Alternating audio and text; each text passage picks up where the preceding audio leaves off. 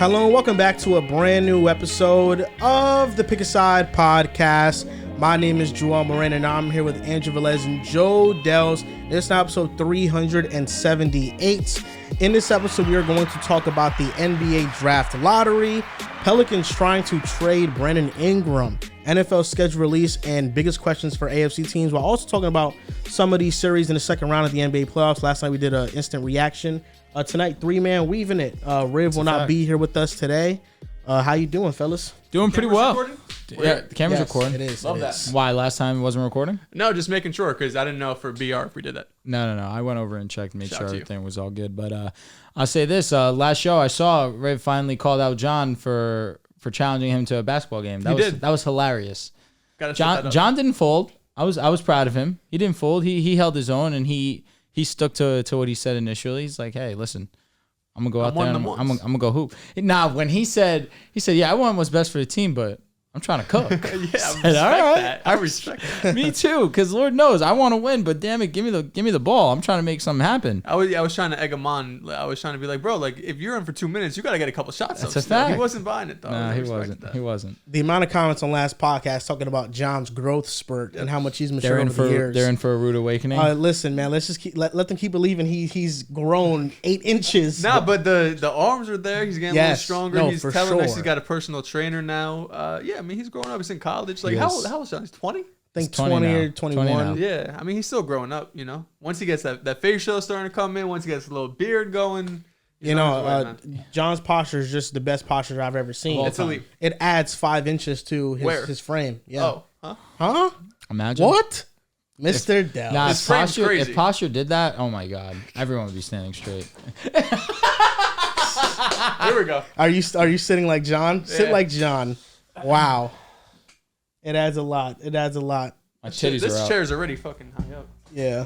I can only walk with good posture. Sitting, absolutely not a chance in hell. So last episode, for those that listen to us on Spotify, we did not upload the video episode, but that does not mean we won't do it moving forward. I just forgot. But this episode, it will be, you could watch the video on it on Spotify as well. So, you know, if you're not using YouTube, you can go on Spotify and you can watch the video there. If you're on YouTube, subscribe. We're on the way to 60K. We're like 57, 56. We're right there. With Almost 60K. 57, facts. Appreciate the support you guys been showing, but, you know, keep rocking with us. Yes, sir. We've been thinking of some ideas. If you guys have been listening to the podcast, we've been thinking about remodeling the studio, having a brand new logo for episode 400. We're just still figuring out things to that. It's coming. Yeah. Yeah, people get uncomfortable looking at our legs. Yeah. It's like, listen, stop looking down there. Well, if we get a nice set, pervert. the whole mom's basement stuff, hopefully those go out the door. I'll be honest. I own the mom's basement shit. I respect it. I love it. When Eckler came up here and was talking about it, I didn't love when he acknowledged that, to be honest with you. But that's also part of like the allure. You know, it's like we're just some dudes, friends in someone's basement talking about sports. It's not like we have this $100,000 budget with these, you know, producers and everything. Part of it just like you're one of us. You're with That's the a boys fact. and we're talking our shit and we're talking like how you were with your friends, but we can still upgrade. You know what We I mean? we can upgrade, but never forget where we came from. Of course. It's a grassroots promotion. That's what it is. Mm-hmm. It's grassroots. It's not bought by like a major media conglomerate that like is just backing us. You know Yeah, what I mean? no way. It's No way. not Y'all that at all. Fuck. Yeah. I mean, look at this. My nuts are out. Don't look there, though. And if we go with the I'm onto furniture you. setup, that's all they're gonna be looking at, the legs. Yeah, they are. They are. I mean, that's essentially what a lot of podcasts have been doing nowadays. That's their setup. That's what their vibe is now. Again, if the wires is your biggest issue, grow up. Now, fellas, Prizepicks got a great promotion. Caitlin Clark is making a debut. The WNBA is Michael making Jordan. a season debut. Shout out to Michael. I got something I want to tell you when it comes to Prizepicks. They have season-long plays for WNBAs. I'm going to name Caitlin Clark's 21.5 points per game on average, more or less for the WNBA season. Oh, okay. Listen. I really wish you would have told me this beforehand. Give me 1 second. WNBA. What's the highest a rookie has ever leaders. scored? Hold on. We're just going to look at the league leaders in WNBA. Let's see who really balls the hell out. All right. This was last season. I forget Aja Wilson got to be on there. Jewel Lloyd averaged 25. Breonna Stewart averaged 23. Asia averaged 23. And Nepesa Collier averaged 21.5. Okay. So Caitlin Clark as a rookie got to be a top 5 scorer. She has in to the be a NBA. top 5 scorer in the league. She averaged 30 in college. She's a GOAT. I'm going to say, damn. my hypebeast, if I say more, she has to come in and immediately be like one of the best. That's high. Yeah. But, I mean, have you seen how the WNBA has been rolled out this year? They're going on charter flights. It feels like she changed the game. It feels like multiple women now are getting endorsements. I mean, you gotta so Simone, I'm gonna put you this. Simone Augustus holds the WNBA rookie record for points in a game with 21.9 for a season or in a game. Sorry, for a season, points per game. I'm gonna go with more. I'm gonna believe in Caitlin Clark. You know what? I'm gonna believe in her too. I want to see her succeed. Yo, the difference in leaders in college basketball was insane. So Caitlin was number one, obviously, 31.6. Next was Juju Watkins at 27. Third was 23.3, Lucy Olson. Four, Sheila Watson from Buffalo. If I mispronounced her, I apologize. 23. Elizabeth Kitley, 23. A lot of women averaged above 20. 23 women averaged 23. I don't know. I'm going to say more just for a vibe. Yeah, I love watching history, and I feel like right now we're in the midst of the WNBA revolution and how it's becoming mainstream. That's what it's becoming right now. Sure. You know, I feel like all the games now are being televised on Disney+. They're just making it a point of emphasis to promote this, and I think it's great. I think it's great for the game of basketball. 3 rookie quarterbacks have been added to Prizepicks for their season-long play in passing yards. Caleb Williams is at 3,400.5 yards, more or less. 3,000 what? I'm sorry? 405. Yeah, I'm going to go with more. 400.5. My exact guess is going to be 38.45. 3,400, that's 200 a game. Quick math. That's calm. That's calm. He's doing that. Yeah, I mean, he has the weapons to do it. I think he will do it. 38.4. That's what I think he's going to have. Jaden Daniels, 3,075.5. Number one, are you confident he's going to be the starter week 1? I think he will be the starter week 1. Okay. That's a big part. Will he be good or not? I think is a huge part of it. Interesting. I'm going to go with Les here. I think he's going to have a lot of rushing yards. So he has to get 3,076 yards to beat this. He'll do it. He's going to do that. I'm going with more. And I was surprised to see this, but J.J. McCarthy has a play out. 3,025.5 Hammer less. Is that not? I would say that's a good or bad sound for Sam Darnold. If you're a Darnold believer, that kind of tells me we don't know how long he's going to play. Sammy boy. No, listen, I'm going less because I think Sammy's going to play more than half the season. He should. I'm going less. Unless JJ starts week 1, like there's no way he's going to get. Such an insane line. I would capitalize on that now. No, it is. Yeah, I'm going less on that. You guys can use our code PAS on Prizepicks, get a 100% deposit match up to $100. Dehls and Dehls, you and I before the show were talking about some shows. You're watching Shogun. You started it. Yeah, watched the first episode the other night. I knew it was a Japanese show. I didn't know 90% of it was going to be in Japanese. So I really have to lock in. But subtitles you told going me crazy? OD. You told me that was only 1 season. I thought this was like a reoccurring. Like I knew it was new, but I thought it was going to be like multiple season thing. Now it kind of falls off for me. Oh, it does? I know that I'm like. I was going into this, people were like, it's like Game of Thrones. And I'm thinking Game of Thrones has, 7, 8 seasons. Mm-hmm. Like, this is going to be a multi-year process. I'm going to learn all these characters. Now I'm kind of like, damn, only 1 season? I'm going to still finish it because I started. But it was good. First episode was wild. You told me it's, like, very gory and, like, don't eat while you're watching. It has some moments that I'm like, that's disgusting. Don't eat while you're watching? Don't be soft. Nah, there were some parts in there that was... there's just some things crazy. I can't. Like, I've been watching Fallout recently, and I can't eat while I'm watching Fallout because there's some gory stuff that happens there, too. There's a lot of great shows. I feel like with the streaming services is basically just cable packages, just in a different format. But the amount of great shows that Prime Video has put out, Fallout is one of them. The Boys, I don't know if you guys ever seen The Boys. I've heard of it, yeah. The Boys is a classic. The new season's coming out soon. Gen V is another one that's a branch off of The Boys. You have Invincible. That's another one. That's a great one. Yeah, and Apple TV I think is the most slept on service. They have great shows. I watched Severance. It was made by Ben Stiller. Severance, the plot of the show is essentially like they have created a type of like format to where when you go into work and you clock out of work, your memories are separated. So when you go into work, nothing that you do outside of your personal life goes into work. It's all erased. And everything you do at work is erased when you go back into the outside world. That's awesome. That's tough. Yeah, it's a cool show. It's a pretty cool crazy concept. And season like Black 1, Mirror-ish for sure. Yeah, season 2 is coming soon. Season 1, I watched it. Yeah, it's one of the best shows I watched. They're dropping, I think Peacock, they're redoing The Office. Like they're doing it's like a kind of a spin-off. It's not the original cast. It's not like Steve Carell or any of those guys, but they're doing like a Midwestern like newspaper type office. Allegedly, when Mikal was sent away, Colorado. Yes. Midwest. I don't think he's gone on multiple interviews and said he's not going to be on it. All right. That's listen, I hope. I'm hopeful. But honestly, I want everyone back. Like Mikal, of course, go. But I want to see them all I'm going to back. be transparent. Everyone would be great. All I need is Mikal. I don't disagree. I need Dwight too. He's yeah. Dwight's elite. Yeah. Dwight's it's like elite. having SpongeBob without Patrick. You know? You just drop Wilt numbers right there. That's 100% spot on. Apple TV also has Ted Lasso, which is one of the greatest of all time. That's a which classic. is one of the greatest of all time. They have the morning show. I've heard that that's a great show. You just sold the hell out of that show, by the way. Severance? I'm locked. Oh no, you got to watch it. That sounds tough. Yeah, I watched it and it's so trippy. It's so out of the box. You just want to keep watching. That reminds me of, you said Black Mirror. That's a fact. The one that comes to mind where they have like this chip in their ear essentially that has all of their memories installed, that they can go use this little remote and access whatever memory that they want. Have you seen this before? I have not. Okay, then I won't say anything more. One of the best episodes. It's the only episode that I would recommend to everybody that watches TV.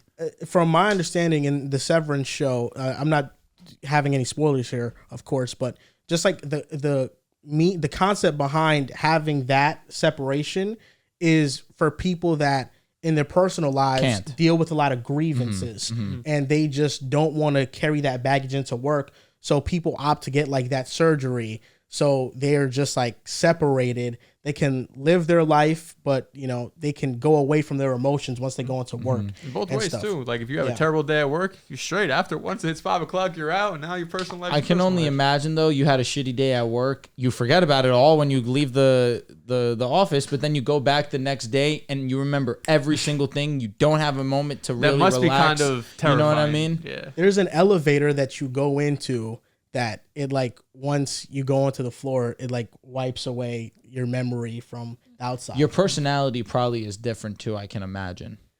It's pretty insane. Because a lot of your personality does come off of experiences also. So that's an interesting, the very, very interesting concept. Yeah, you're removing half of your experiences. Because work is like a big part of people's lives, you know? It is. But yeah, you guys should watch it. It's a lot of people, their identity is very focused off of what their occupation is. Yes. Sure. Yeah, that's true. NBA draft lottery happened. And what are your biggest takeaways? Just like to do a recap. Okay. The Hawks got the getting first one. Pick. This lottery is really becoming questionable. First off, who did the Pistons piss off? What God do they pray to that they just need to find a new one? Because what the hell is going on? I got number 1 pick a few years ago. Number 5 for what, the 4th year? Tough luck. 3rd or 4th year off the top of my head. Are you kidding me? Tough luck.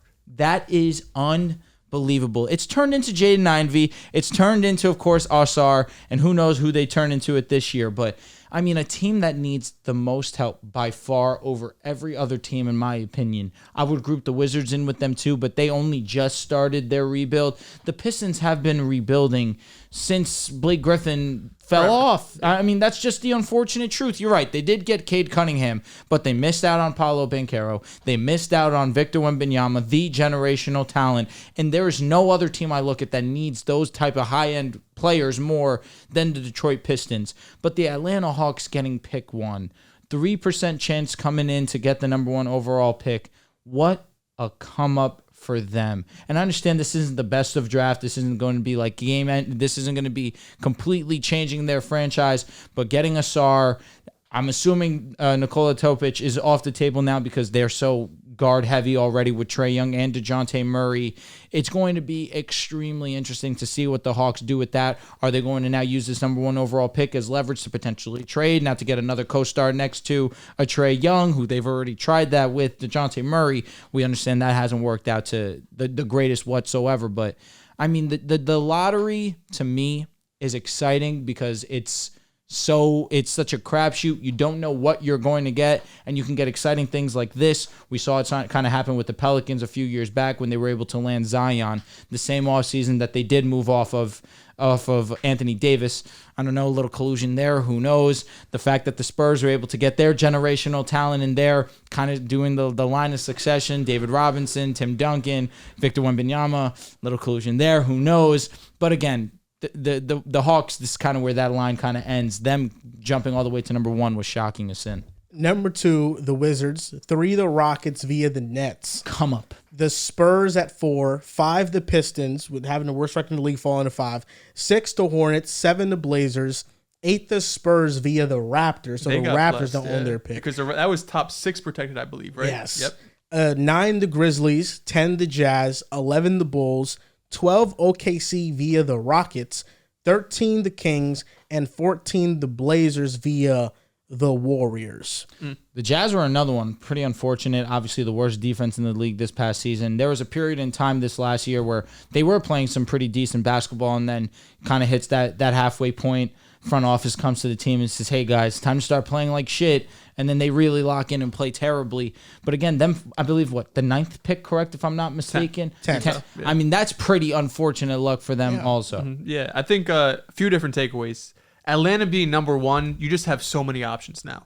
You could keep number 1, you could draft a rookie, and you could try to build with DeJounte, Trey, Jalen Johnson, and whoever rookie you take. You could trade one of DeJounte, Trey, or you could trade both. You just have so many different ways to build this team where it felt like for the last couple of seasons, the Hawks kind of felt stuck in the mud where it's like, okay, you have to break up this guard combo. Before even they traded for DeJounte, we're like, we need to make another move. They make the move for DeJounte. It doesn't fit quite how we were expecting. Obviously, the production and the end of season rankings where they stand didn't match up to what we were expecting. But now they have so many different options, and the amount of trade rumors, the amount of just different options that they have this entire offseason is going to be great. Houston getting the number 3 overall pick from Brooklyn. I don't know how realistic it was for Brooklyn to get their draft picks back. I know we were talking about potential Mikal Bridges trades and a couple other players on their team, but this is this is one of the first times I think we've seen these huge blockbuster deals for this superstar player like James Harden in this case. Now this is really biting you in the butt. You just gave up the number 3 overall pick for a guy that you had in your team for like less than a year. I mean, getting off of all of those draft picks to bring in Harden. You go for the championship. I get it. In the moment, I don't think a lot of people were too upset because you built the most talented big 3 outside of the Warriors that we had seen in recent memory, arguably of all time. But now you face those repercussions where you don't really have a future now. You don't really have a now, and you have nothing in the past to show for it if you're the Brooklyn Nets.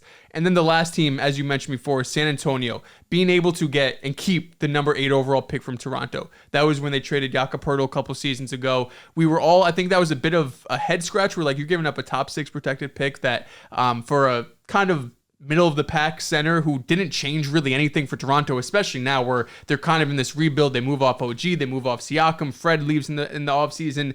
Trading a first round pick was an obvious mistake. So the fact that they have 4, they have 8, we know they're going to be in all those rumors to potentially get a Trae Young, DeJounte, Donovan Mitchell. I mean, any superstar out there, the Spurs are going to be number 1 on that list. To have 4, to have 8, you still have a couple young pieces on that team. This is a Spurs team that there's a ton of competition in the West, so I don't think you could project them to make a real jump next season. But the jumps we've seen from Victor Wembanyama just in his rookie season alone, if you're able to move one or both of these picks and get a legitimate star to pair with him, this is a team that could be a top 10 seed next year. Let me say this, Joel, before you go. The only reason I don't know if that's as strong as a possibility is because, again, they're tempering their expectations when it comes to these draft prospects. But at pick 4, understanding I'm looking at San Antonio, they do need a guard. They need a lead guard that can facilitate the offense. I'm not sure how the board's going to break out, but if a Nikola Topic can fall to number 4, I'm staying at number 4, putting that guy that I know can facilitate the offense, go downhill, finish high level at the basket, play solid defense, has to work on his jump shot for sure. That's the one part of his game that needs refinement. But understanding, putting that alongside of Victor Wembanyama, and you don't have to trade assets, you don't have to trade draft picks to go and get this guy that's going to cost you an exuberant amount of money, like you mentioned, a Trae Young, Donovan Mitchell, who I think would be amazing fits next to Victor. I'd be obviously lying if I said otherwise.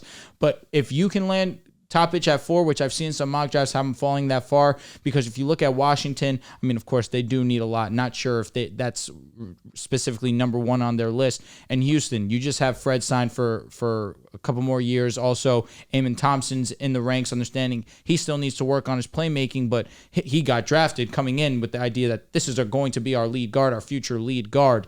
So that'll be interesting to see if that's going to be the case. But I'm with you. There are teams here that got very fortunate enough that on draft day, I'm expecting some moves to be made. The 3 clear winners were the Hawks, Spurs, and the Rockets. Those are the 3 clear winners. Everybody else is kind of like, it was like whatever. I think the Blazers getting number 7 and number 14, they wish that their luck went a little bit better in this draft lottery. We're going to do a mock draft when Riv comes back, hopefully next episode, so we're not going to do it on this show. I think the Rockets could trade the 3rd overall pick straight up for Mikal Bridges. I've seen that going around. If I'm the Nets, I'm doing that in a heartbeat. Wow, would you? Yes.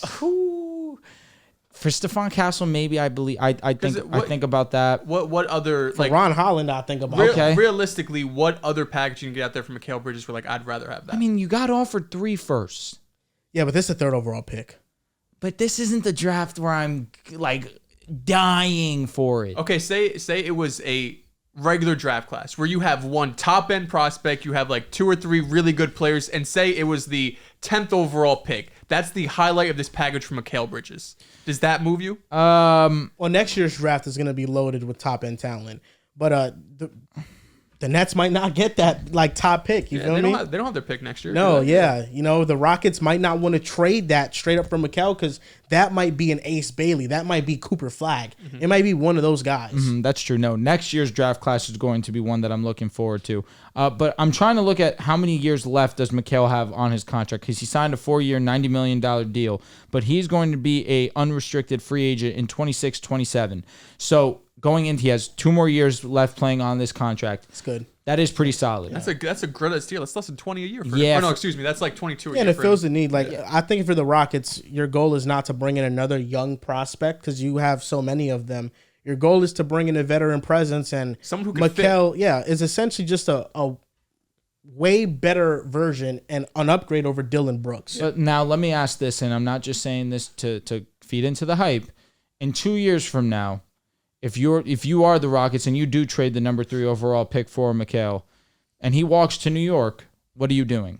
Right? Do you feel great about that? You just traded away the 1-3. I lost 2 years of a player that I could have had, of course, looking at the rookie contracts, whether it's the 4, and of course you get the bird rights, you get the extension, the rookie extension, you get all those rights when you do draft the player. Would it be worth it in that sense? Because that's a fear for me if I'm the Rockets. Nah, for sure, but they just have so much young talent, and I just worry. They want to win now. That's one. I also just worry if you take another player. Is Mikal the needle 3, mover to do that? Mikal is a needle mover enough for them to be in a playoff. I believe he is a needle mover. But in terms of win now, in the Western Conference, yes, they were just on the fringe. They were right on the cusp of being a play-in team. Is he the one that puts them into locked play-in? Are they a top 6 seed because of Mikal? I don't think right now is the move to be we got to make a drastic move to get into the top 6. Mm-hmm. I think this is a move where you make around the edges. Mikal, of course, is probably going to cost a couple of first-round draft picks, but it's not as expensive where you're mortgaging the future with a ton of draft picks plus young players. I don't think they're there yet, but I think they're in a great situation because of those extra draft picks to make kind of a Mikal.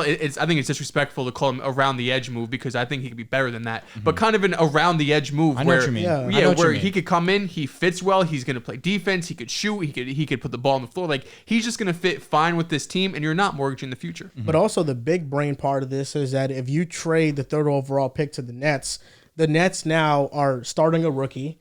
They get worse without Mikal, and you have the Nets picks. You have the next picks. That's true. And the worse they are, the better it is for you. Yep. And you got Mikal in the process. So I think but that's another reason if I'm the Nets, do I want to make myself worse in that case? And the team that I just traded a player to, now I'm giving them an even better chance to have a great draft pick. That's tough. It just depends on how much you love the third player. You don't have that draft pick either way. Yeah. You know what I mean? No matter what move you make, unless you're getting that pick back, you're not going to have it. So you just got to do what's best for your team in the moment. See, if I'm the Nets there, that's kind of my thinking.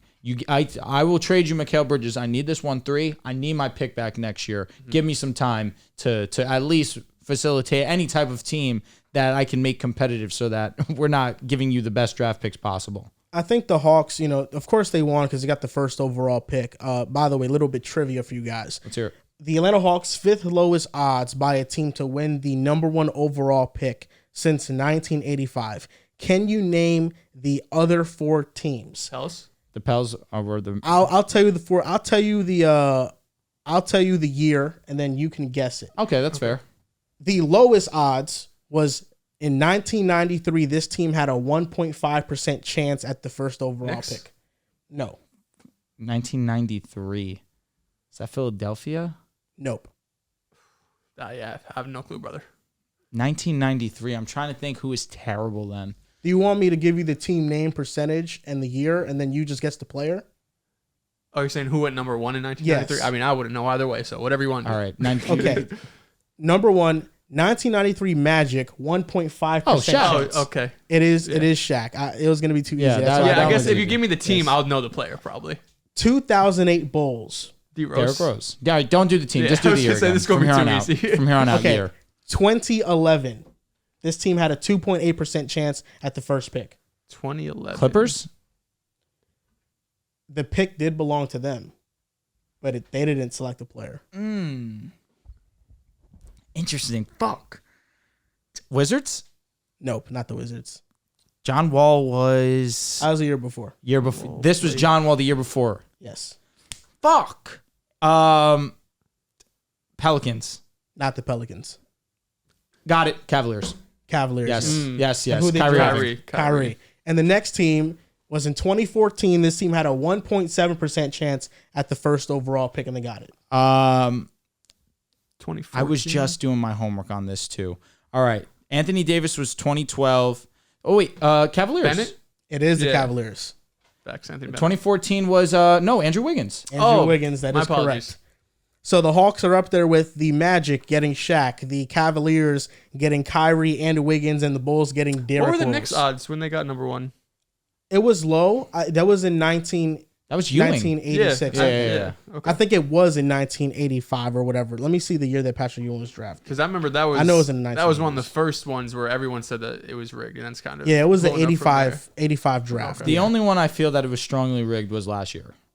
For Wemby? Wemby Yes. to the Spurs. That was so obvious. The thing is, I felt like no one was even talking about Wemby going to the Spurs before it happened, and then it happened. Everyone's like, "Shit's rigged." Well, when they were doing the draft lottery, I remember we were on a Bleacher Report stream, and they're talking about, hey, what if he goes to the Spurs? David Robinson, Tim Duncan, this is the heir apparent. It's just the 3 number 1 big men.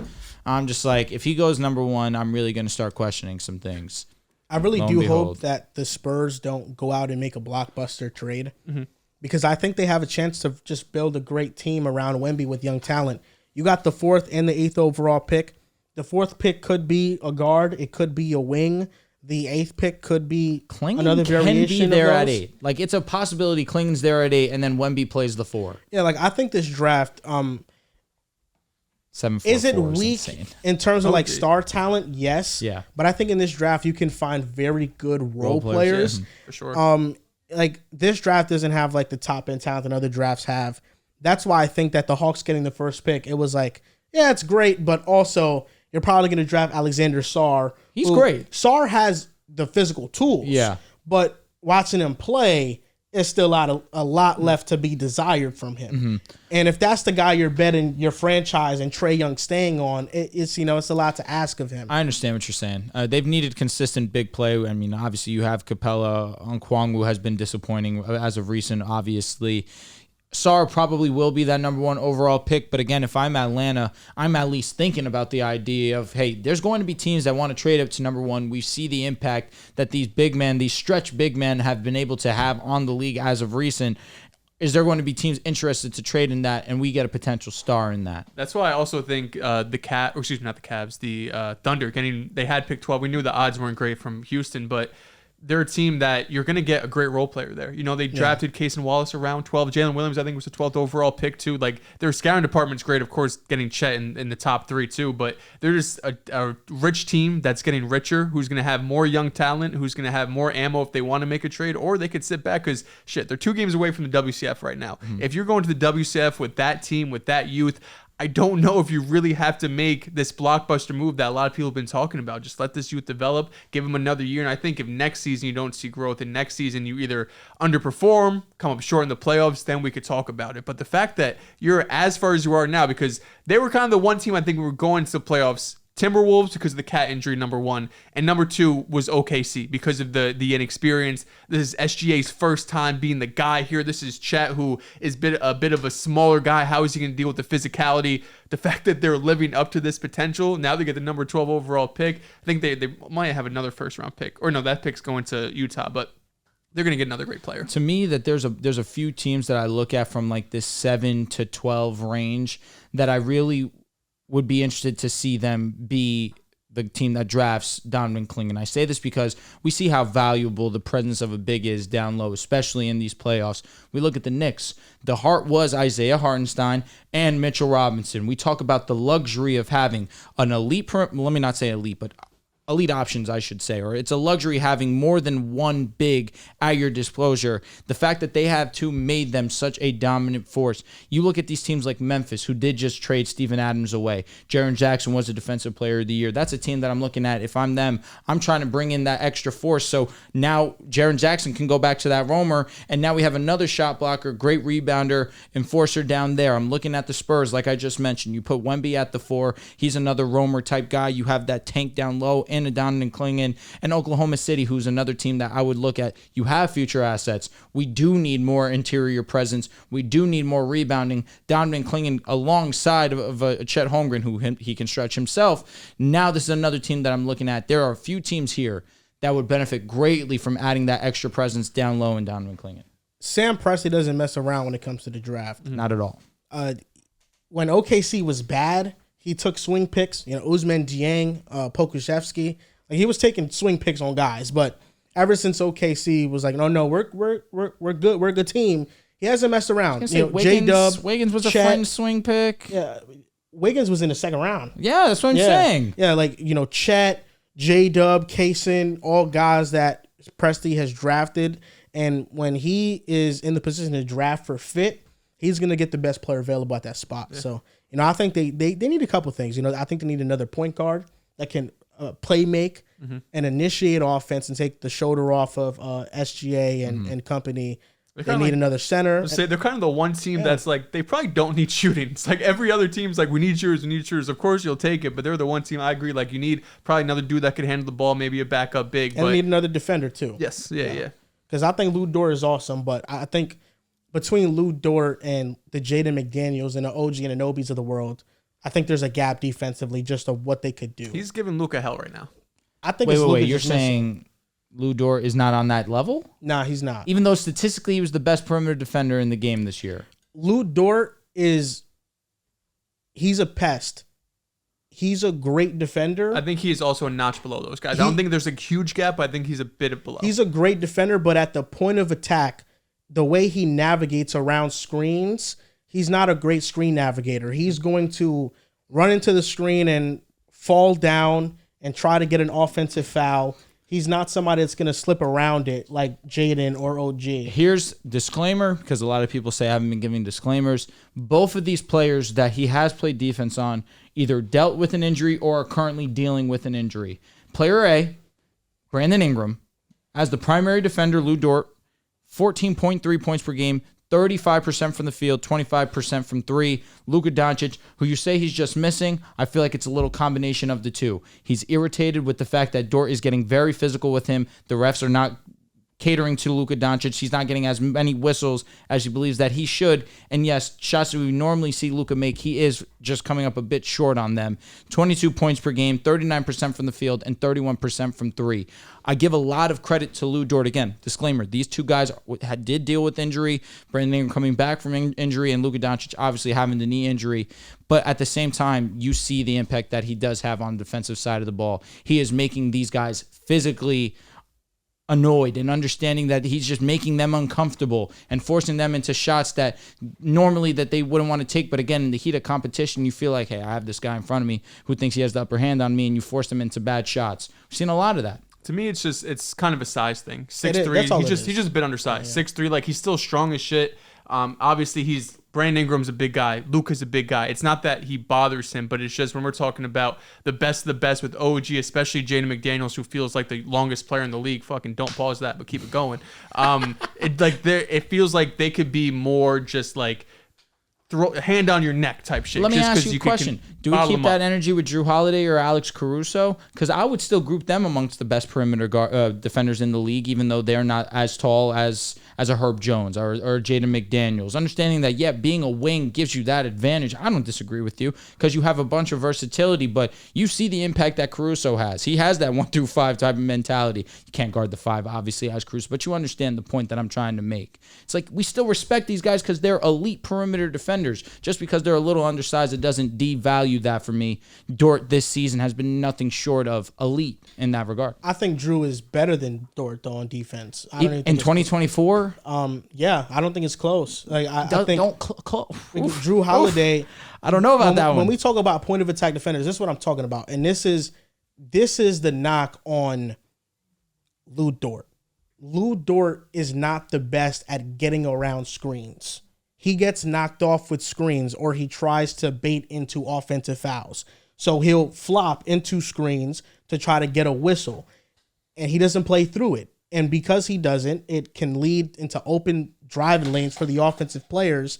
And that's something that Drew, he's just locking up on. He has been amazing. Drew on screen is one of the best screen navigators in the league. Mm-hmm. Also, his communication, like he a lot of the times he's backline telling people go here, switch here. That Lu Dort doesn't really. I don't know if he can't, but he just doesn't have the responsibility. And Drew Holiday, he is somebody who can guard 1-5. He's guarded centers before. Yeah, Drew Holiday can do that. So I think there's just a gap between those two defenders. I think Lu Dort's a great defender, but I think that length matters on defense a lot. He's been awesome in this playoffs. Agility matters a lot on defense as well. And I think that OKC, they need to add one more defender.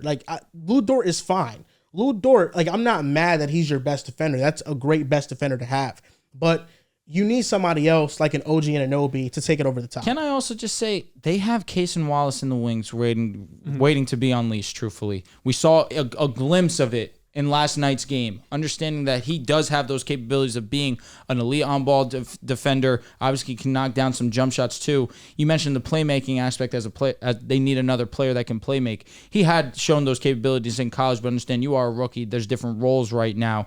I think that next season we'll see that a little bit more, understanding that when I saw Case and Wallace inserted into the game, he played better minutes, in my opinion, than Isaiah Joe. He obviously played better minutes than a Josh Giddey. That's just in my opinion. He might be a better defender than Lu Dort. I don't know. I can't say that yet. I believe he has the capabilities to be an amazing defender in this league. Mm-hmm. To say he's already better, strong statement. See how he blocked Kyrie's shot. He has great ball pressure. His agility, side to side speed is phenomenal, especially for a rookie. But he's just a bit undersized. He's not even 200 pounds. Give him minutes. Let him play. This is the thing, and this the advantage for Lu Dort, the advantage for Kaysen. Lu Dort is gonna be better defensively against somebody like Luka or slower players that he can use his strength against. Where Kaysen Wallace is much better guarding a Kyrie. I'm going to stand right in front of you. Yeah, there's no way you're getting by me. That's what it is. And I just feel like Lu Dort's inability of having the combination of both is why I don't think he's up there with the Herb Joneses or the OGs or the Jaden McDaniels of the world in terms of defense. I don't know. I think we just got to agree to disagree on this one. You understand So you think Lu Dort is the same caliber defender as Herb Jones? This season, he's shown that. I would have Herb over him. No, but in a vacuum, who? Oh, I would take Herb. You know my opinion on Herb. I think Herb is top 2, top 3 role player in the league. You think there's a difference between them as defenders? Because Herb Jones is giving you some shot blocking juice too. The versatility from Herb is insanity. And that's what I'm saying. At the same time, I'm not going to discredit what Lu Dort has done this season because all season long on that perimeter, there's been nobody better than him. And that's what I'm saying with those defenders. They add more versatility, and on the perimeter, you can argue that they're better too. But I feel like that's why we kind of always have this conversation with the Defensive Player of the Year being a big, because they obviously have that type of versatility. That's why it obviously was impressive when Marcus Smart was able to bring home that Defensive Player of the Year. You don't really look at these smaller individuals as guys that can impact or have that strong of an impact on the defensive side of the ball. But all season long, we've seen OKC have a top 5 defense. Now, I'm not saying that's solely just because of Lu Dort's. That's an ignorant, dumb statement. Watch the games a lot of their players can play some high-level defense, but the best defender on that team, people have tried to say that it is Shai Gilgeous-Alexander. On the perimeter, no, it's Lu Dort. It's Lu Dort. He's the best. Well, Chet's the best defender on the team. Correct. But on the perimeter, who are you putting the best? Who are you putting? They can all the best offensive player. There's no real weak link when you have that 5 out there. If you have Case and Wallace instead of Josh Giddey, there's really no weak link on that 5. No, but let's say that OKC were to match up versus the Wolves next series. You know for 100% fact Dort is playing almost every single minute on Anthony Edwards. If they match up against the Wolves, it's going to be on Jamal Murray. I'm just saying, well, a size difference. There's a 4-inch size difference between Luka Doncic and Dort. I know, but now you're going across the board, especially with Minnesota. All of those dudes are big. Yeah, but I'm not putting Lou Dortz on a Jaden McDaniels. I'm not putting Lou Dortz on a Karl Anthony Towns. I mean, I'm sure he could. I'm not saying you do. So if you're guarding, I'm putting him on Anthony Edwards because that's the best option on the team. But Edwards, like Luka's, I'm not trying to take anything away from Luka, but guarding Luka and guarding Ant is different. I think Lou Dort would have a better job against Luka because he could use his strength. And Edwards, his ability to just go right by you. I don't know if Lou Dort is quick enough to keep up with Ant on the perimeter. No, he can't. All right, I'm not going to disagree. I only say this as understanding who's the better who has been the better offensive engine. It has always been Luka Luka's a better player than Edwards. In my opinion, in the playoffs too. Before this playoffs, we had him in the conversations as one of the all-time great scorers in this game that has ever been played. I feel like what you're saying is sound, but the thing is with Luka is that Luka, to me, I just think he's playing with a knee injury and he doesn't have lift in his shot. I think Lou Dort is bothering him. He's making it annoying for him, but is he locking him? No. Jaden McDaniels, what he did to Devin Booker, he was locking him. Luka is getting shots that he usually makes and is missing. Devin Booker was driving to the basket with Jaden McDaniels blocking the fuck out of his layups attempts. That's what he was doing. So you're telling me if you have a task of guarding Anthony Edwards, are you putting Lou Dort on him before Jaden McDaniels? No. Are you putting Lou Dort on him before Herb Jones? No. Are you putting Lou Dort on him before OG Anunoby? Probably not. Probably not too. That's all I'm saying. When you could say. But I'm not gonna lie. After those 3, like Lou Dort's a top 5, 6, 7 perimeter. You put a Lou Dort on him over Caruso? Oh, sorry. Which player we're talking about now? Anthony Edwards. Caruso. Yeah. You put a Lou Dort on him over Drew Holiday? So there's better defenders, but why can't we still call him an elite perimeter defender? Like I think Drew also struggles guarding quick guys. Like Anthony Edwards, I don't think would be a good matchup for Drew. Yeah, I mean we saw Drew get cooked by Jimmy. No, I think Lou Dort's a great defender. That was before he was a Celtic, bro. It doesn't matter. No, I said what I think brings Lou Dort a notch below is his screen navigation. That's what I'm nitpicking. His screen navigation. If that's all that it is, but when he's on ball, I mean, again, there's very few better than him. Very few. And he's fucking with Luka's head, bro. This season, he was just as good as everyone. I gotta give him credit for because listen, Luka, he's definitely banged up. He's not 100%. He got ketchup packets in his knee pads. Shout out to the ketchup packets, but despite the loss, he's definitely despite the loss, man. But he's definitely getting his head. Like Luka complains a lot. He's complaining a shit ton. It's annoying. It's annoying. Like this is like you could see that it's bothering him how much Lou Dort's physicality has gotten to him. Like even on made shots, he's still complaining. He's eyes go right to the ref. He's not thinking of anything else. He's not happy that he made a bucket. He's ready to complain. I understand, but that's not anything new. No, I know. It feels glorified. It feels more. Yeah, you want to know why it's being emphasized now? Because he's not having the same efficiency that we've seen all season. Yeah. And that's not anything that I think it's like particular to Lou Dort. You know, I think he's a little both. He's a little bit annoyed with Lou Dort because I mean Lou Dort is clearly like going for his knees though. Mm-hmm. Like you look at their plays and their defense. I wouldn't go as far as say he's trying to injure him. No, I'm not saying he's trying to injure him, but he is going into that area to make Luka more uncomfortable to think about protecting his knee. Well, Luka's also on the floor 9 times out of 10 when he's driving. He ends up on the floor one way or another. Or in the pull-up 3, someone goes by him, he's on the floor. There's a compilation crazy too, because late in the game, the one that I think that sent Luka to the line to tie it, that he unfortunately blew and missed, they called it tripping foul. Yeah. Because I'm watching the play, I'm like, wait, does Lou even make contact with him with his hands? But they called him a tripping foul. I mean, it sucks, but I mean that's because Lou Dort all series long has had a tendency of putting his foot in front of the feet of Luka's. Incidental contact. That was incidental. I felt at least. That play itself, I agree with you. I don't think that should have been a foul, but it's just there have been so many instances where Lou Dort is he's putting his foot in front of Luka to trip him. Like, he's doing it. I mean, but that's part of his defensive tactics. He's an annoyance. That's what he is, and he's great at doing so. So I'm not taking anything away from him.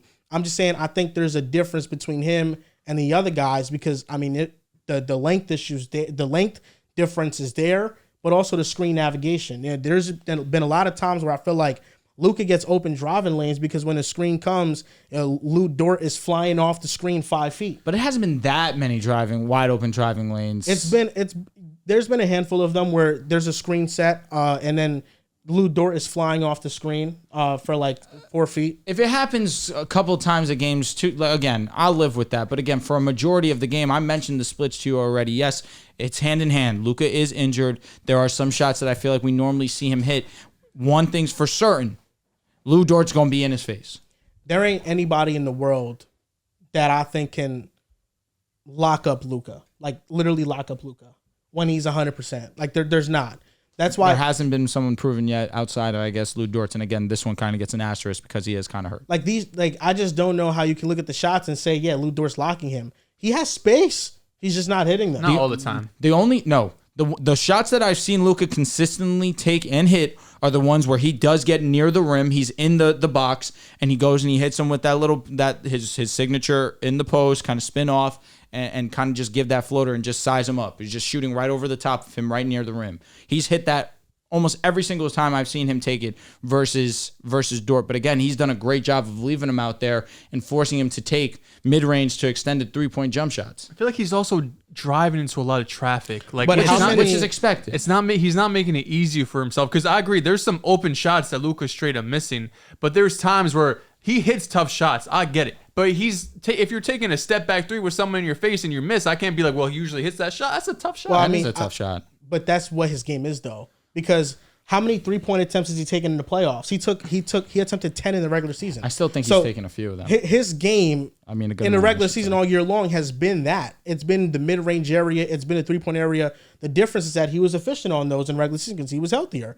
And he's also getting doubled like a lot. Oh, he's always been getting doubled. He's the number one player who gets blitzed the most. Yeah. But Dag now has made it a point of emphasis when Kyrie and Luka have the ball. Double team. Have these guys beat us. And PJ Washington, I tip my cap to him. He has been the guy that has answered the call, the best role player, arguably, of this series for both teams. But the rest of these guys, he's testing them. Tim Hardaway, can you hit your shots? Hey, Derek Lively, can you go to the line and hit your free throws? You go and you bank on the chance that Daniel Gafford goes and gets a couple.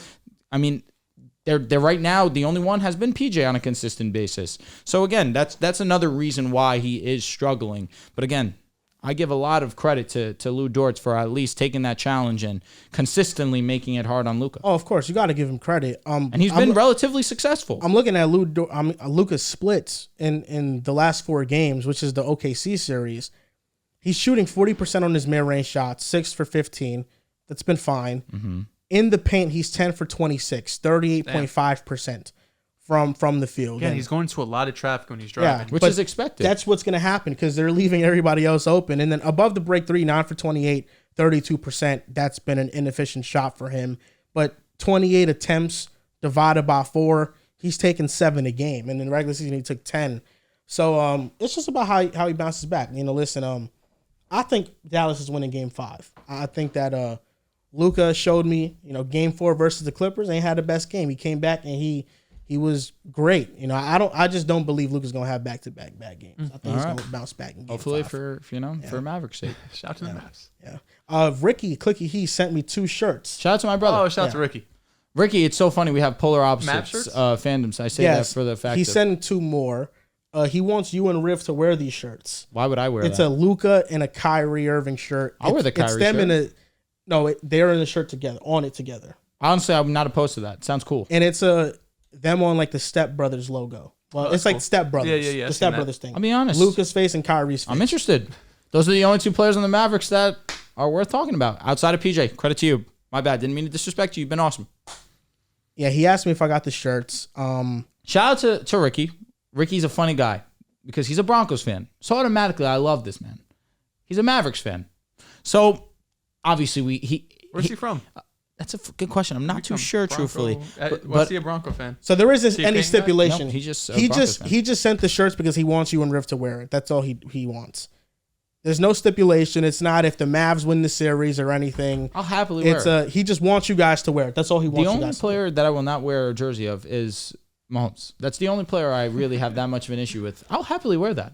I have nothing against Luka and Kyrie. He got your sizes. He was thoughtful enough to ship it out. Legend. Yeah. I mean, it's would you wear it? Are you gonna wear it? I don't have to wear it, especially. All I'm gonna say is only one person has actively attacked Luka Doncic during this series, and it was not me. One of them said, "This is your MVP." One of us here at this table did that. Who was that? Wasn't me, Joel. Wasn't you.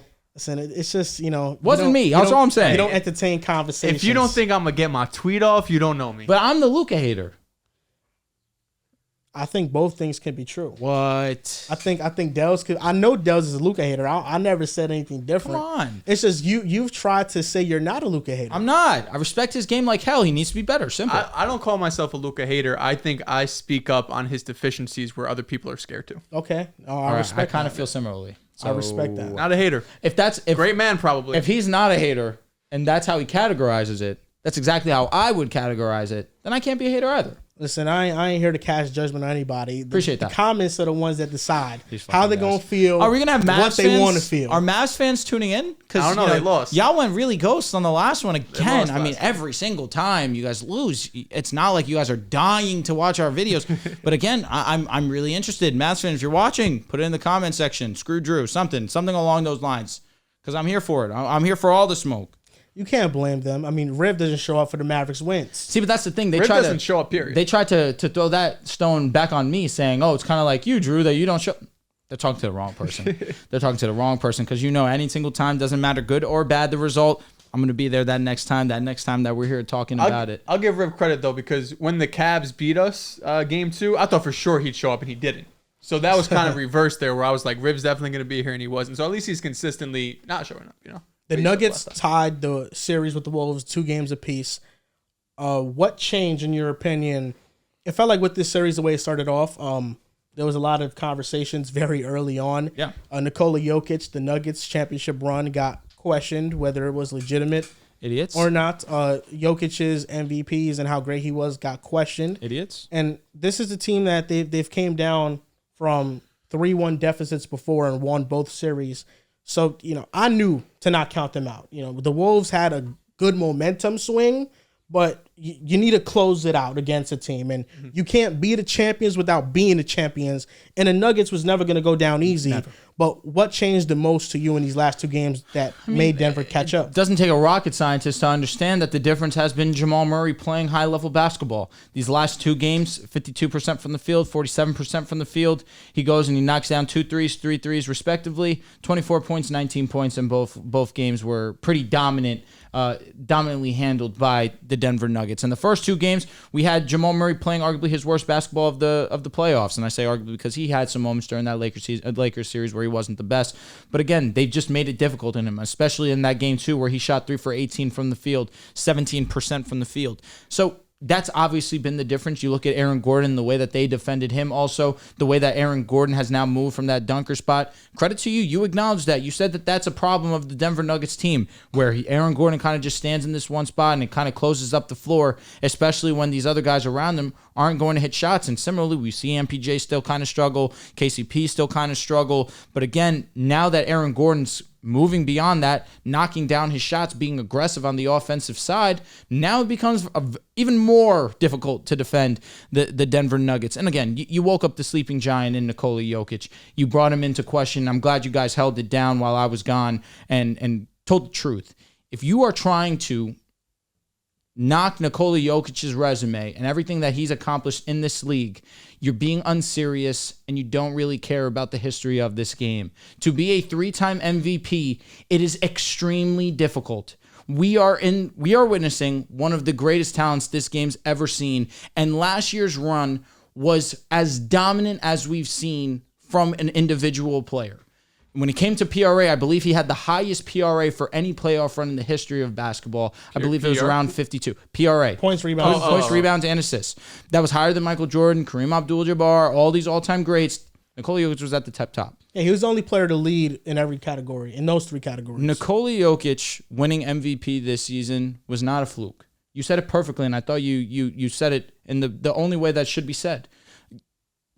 OKC and the Nuggets won the same amount of games. If you're saying SGA is your MVP because they were number one off a tiebreaker, you're being unserious. Because basketball is more than just a win-loss record. Let's go deeper. Let's watch how Jokic impacts the game. Go into the advanced stats. I call Nikola Jokic Mr. Advanced Stats because that's exactly what he is. Because every single time you look at him, number one in almost every category offensively is Nikola Jokic.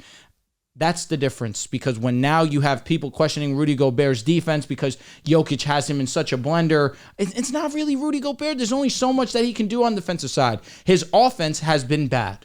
His decision-making, passing, knowing when to go up, that's definitely been a struggle for him, and it's clouding people's judgment on the defensive side. But again, there's only so much you can do against an unguardable man. The way that you describe Luka Doncic is the same way that you describe Nikola Jokic. There's no way to stop them. The only person that can stop them is themselves if they just catch a cold streak. So yeah, the difference in this has been the aggression of Nikola Jokic, the aggression of a Jamal Murray, and the aggression of an Aaron Gordon. That's really been the big difference, because Anthony Edwards is still going to get his. That's not a question. You never have to count that. You never have to worry about that if you're a Wolves fan. Every single night he's given 110%. But I said this when they went down 2-0. I'm not counting out the Denver Nuggets by any means. I still gave them a puncher's chance because that's what you do for the defending champions. I watch the defending champions go out when they go out, if it were to happen. That's kind of the respect that they deserve. And I firmly am here sitting thinking that they are going to win 4 straight and they are going to go on to the WCF.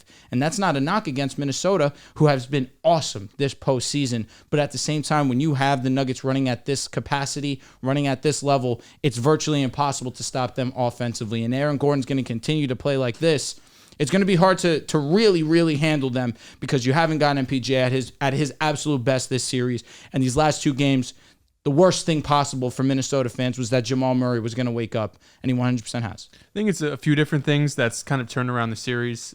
Number one, it's just been Denver starting off a lot better. Oh, yeah. You know, in game 1, end of the first quarter, it was 25-23. Denver was up, but if you remember, Minnesota came out the gate on fire. They were 14. It was 14-2 at one point in that first quarter. Denver does go on a run. Game 2, when they get blown out with that Rudy Gobert, they're down 8 at the end of the first quarter. They're down double digits by halftime, and we saw that consistently throughout the Lakers series. Hell, we even saw it a decent amount during last season during their title run, specifically against the Lakers, where first quarters, first halves, they're kind of just lulling their way. They're kind of getting a feel for the game, and when you're in the playoffs, you can't really do that consistently, especially when you're playing top-level teams. And I think Denver kind of had this lackadaisical mindset coming into this Minnesota series, where they're looking at a team that is super young, still unproven, although they just swept the Phoenix Suns team, who hadn't had a player of, for example, like LeBron James' stature that you're looking at saying like that dude's an absolute killer, although that's what Edwards is showing in front of us right now. But I think they went into this series, I think they respected Minnesota, but I don't think they gave them enough respect, because we saw, especially in those first 2 games, they just did not have that same type of urgency that we saw in games 3 and 4, because in game 3, they come up 28-20 at the end of the first quarter. Game 4, they're up 29-24. Then they outscore Minnesota by 10 in the second quarter. They're feeling it. They have the momentum. The offense is flowing. That brings me to my second point that I've noticed, and also Jackson Frank on Twitter also brought this up, who's a good follow if you like NBA stuff. Denver's starting a lot of their actions higher up in the half court, because we saw a ton, especially in those first 2 games. Again, the ball pressure was just suffocating by Jaden McDaniels, by Karl-Anthony Towns, Gobert, all of these dudes, because of their length, their size, their physicality. It was kind of easy for them to put pressure on Denver. It was kind of easy for them to get Denver's offense out of rhythm, and Jamal Murray's trying his best to get in and out of these screens and trying his best to even get the ball past half court, but because of this ball pressure, they're just struggling to do it. Now that we see them doing a lot more actions from kind of closer to half court, or close to like the midline when they're in the half court setting, it's easier to have that spacing. It's easier to find guys that have some space, and then from there you could have, Aaron Gordon or Nikola Jokic get the ball at that free throw line and kind of do their thing. So I think that's been a big change too. And then also, I think Minnesota's offense just kind of came down to life a little bit. Mm-hmm. I think they're definitely an improved offense. The biggest reason because Anthony Edwards has stepped up his game and has turned into the most efficient player in the NBA. But this offense in the regular season was kind of middle of the pack. This offense in clutch time in the regular season was below average. I want to say around 22nd, 21st in terms of offensive rating. The first round of the playoffs goes through. They have the best offense in the NBA in playoff teams. Mm-hmm. The first 2 games of this series, they still have the best offense in the NBA. I think over time, it was eventually going to come back down to the mean. If you look at those first couple of games, I mean, we're talking about like an offensive rating of 115 in game 1, which I guess is kind of sustainable. It was 120 in game 2. So they were putting up some numbers that they just consistently weren't hitting in the regular season. And although Anthony Edwards was still playing great, Karl Anthony Towns was still super efficient. You saw some of that kind of come back down to life. But I think the last point is that I just think we gave Minnesota too much credit and we didn't give Denver enough of a chance. And I think I'm looking at myself as that number 1 option because after game 2, when they smoked them without Rudy Gobert, I'm feeling like they sucked the life out of the Nuggets. That did move the world, though. It felt like there was just no way that the Nuggets could overcome this. And it wasn't 3-0. You know, it wasn't the end of the world, but it was 2-0. But the way they did that 2-0 felt like it was 3-0. It felt like the series was over. And you have this discussion about Anthony Edwards going on this D-Wade-like run, which he could still do. Having this top 5 discussion with Ant Edwards, which he very well still can be entering next season if he's able to get past this series. But I think we were too quick to rush and give Minnesota the, you got it. You're the team to beat. You should be the favorites. You're going to come out and win a championship. And we didn't give enough credit to the defending champions who have the MVP, who have won the best Robins in the NBA, who have won the best coaches and best starting 5s in the league. I think Minnesota deserved all the credit in the world. Easily. That game 2 was the best defensive performance that I've seen in my life. And Naz Reid turned into Rudy. I think we could give them credit, but I think we gave them too much credit. I don't disagree with that, though. Because an L's a WW. Doesn't mean if you win by 30 or by 2. It only counts for 1. Oh, I think they deserve the credit. I think the benefit of the doubt should have been given to Denver. And it should always been given to Denver because the series was not over. I remember back in 2021 it was, when the Mavericks faced the Clippers in the first round, and the Mavericks took the first 2 games and in LA. And then the Clippers came back and they took the next 2 and they ended up winning that series. So I've seen this before. It doesn't happen often, but if there's a team that's going to do it, it's Denver. And I do think that they've just made adjustments. I think Jamal Murray now, the pick and rolls that he's getting, he's running them into an open corner, giving him more space versus one-on-one defenders. And that is opening up his game and making his reads much easier. In game 1s and games 2, he was running pick and rolls into the middle, into the heart of the length of Minnesota. And then Aaron Gordon has become more of an initiator for them, more of a point guard. He's bringing the ball up, so you're not tiring Jamal Murray when you do that. Aaron Gordon's played great. He had 27 points. He shot 11 for 12 from the field. Listen, I don't think that's replicable. Agreed. I think he can play well, but him shooting at that rate, it's bound to go down. I think with Jamal Murray, the key to winning the series is just still to stop him. You look at his matchups against defenders in Minnesota. Against Jaden McDaniels for the series, he's 29.4%. Against Karl Anthony Towns, he's 53.3%. Against Alexander Walker, he's 33%. Against Anthony Edwards, he's 25%. Against Naz Reid, he's 40%. So Jamal Murray, a bulk of his damage that he's doing has been on Cat and it's been on Naz Reid. It's been on those switches because Minnesota's switching a lot of these actions. But when Jaden McDaniels is on Jamal, when Anthony Edwards is on him, I feel like they still make it very tough. Even though Jamal Murray, his tough shot making is back. Unbelievable. And there are just some things that there's nothing you can do. No. There was a possession in the second half where Jaden played as perfect defense as you can play on somebody. He got a great contest, and Jamal just made the shot. It was like a mid-range shot. With Minnesota, the advantage they had coming into the series is their bench and is their depth, and they need them to play better.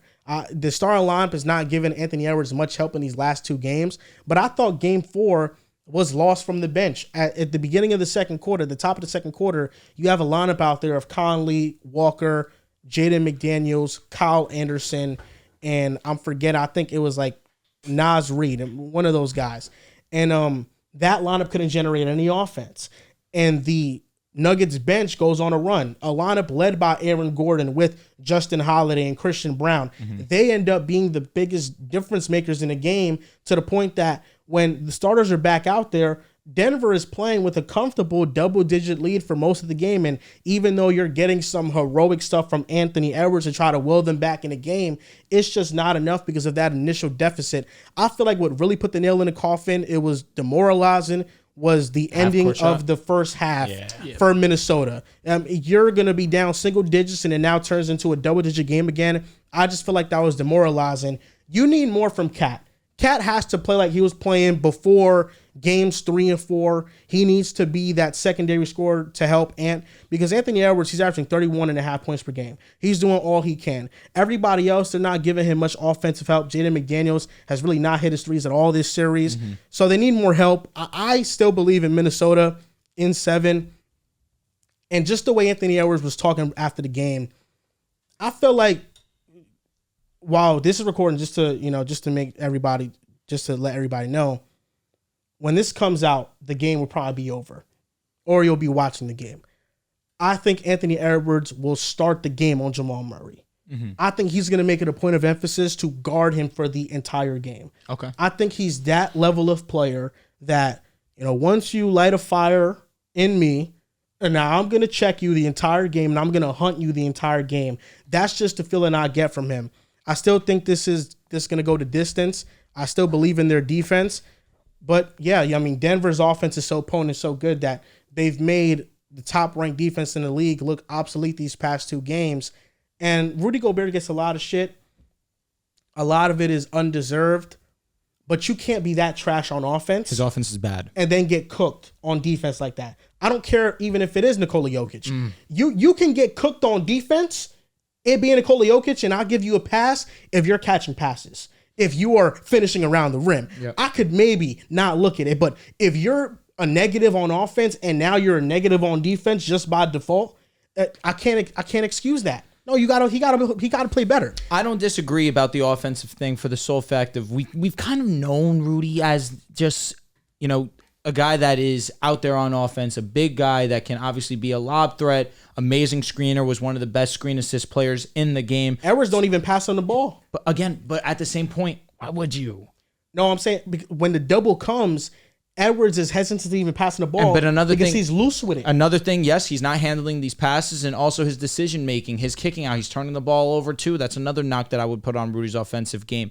But coming into the series, we sat here and we understood that this would happen defensively for Rudy Gobert, unfortunately. With Nikola Jokic is at the top of the key, it's forcing Gobert to come out. Automatically, that's a loss for the Wolves. And in the first 2 games, game 2, obviously, Rudy didn't play, and Naz Reid was absolutely otherworldly on the other end. Game 1, they went out there and they were able to take home court. Games 3 and 4, we've seen them execute how we were anticipating the Nuggets to execute. Really stretch out the floor, really bring Gobert out of there, make them as uncomfortable, the team as a whole, as possible. And honestly, I was shocked after game 2. I would be lying to you if I said otherwise. But again, you had to respect the Nuggets. And Joel, I think that's what your point was trying to articulate. It's the Minnesota Timberwolves were overly impressive, but counting out the Nuggets is wrong, idiotic, and foolish, especially in the way that some try to. Saying that Jokic's 3rd MVP was undeserved. Him being a 3-time MVP is undeserved. His run last year was fluky. Again, don't get caught in casual watch. It's terrible for basketball, especially when talking about a player that has an honest chance to be a top 10 player all time. Last thing I'll say, because it needs to be talked about, Stephen A. Smith's hilarious. He's going right before the game starts, game 3, and he goes, I firmly believe that the Minnesota Timberwolves will sweep the Denver Nuggets. Straight face as can be, and at halftime when the Nuggets are absolutely blowing out the Minnesota Timberwolves, Stephen A. is nowhere to be found. He got off the set? He was gone. I think he was going to do something else. I mean, unbelievable stuff by Stephen. I mean, he really is funny. He's a funny guy. The NBA playoffs, they're unlike everything else. Like I don't tap into baseball as much, but just having a 7-game series compared to like the NFL, obviously is the only other sport I think we all like closely follow. Because the NFL, it's just one game, right? A bad half, a bad quarter, whatever. If you win the game, you move on. The NBA is so game to game, where after 2 games about Minnesota, they're the hot shit. After 2 games, Denver gets back, they're winning 4 straight, which I very well think could happen. But it's just funny how one game can swing the emotion so much. I mean, I saw it with fucking Boston these last 2 series. You lose game 2 to the Heat, season's over. You lose game 2 to the Cavs, this might go 7. It's like every game, which I think to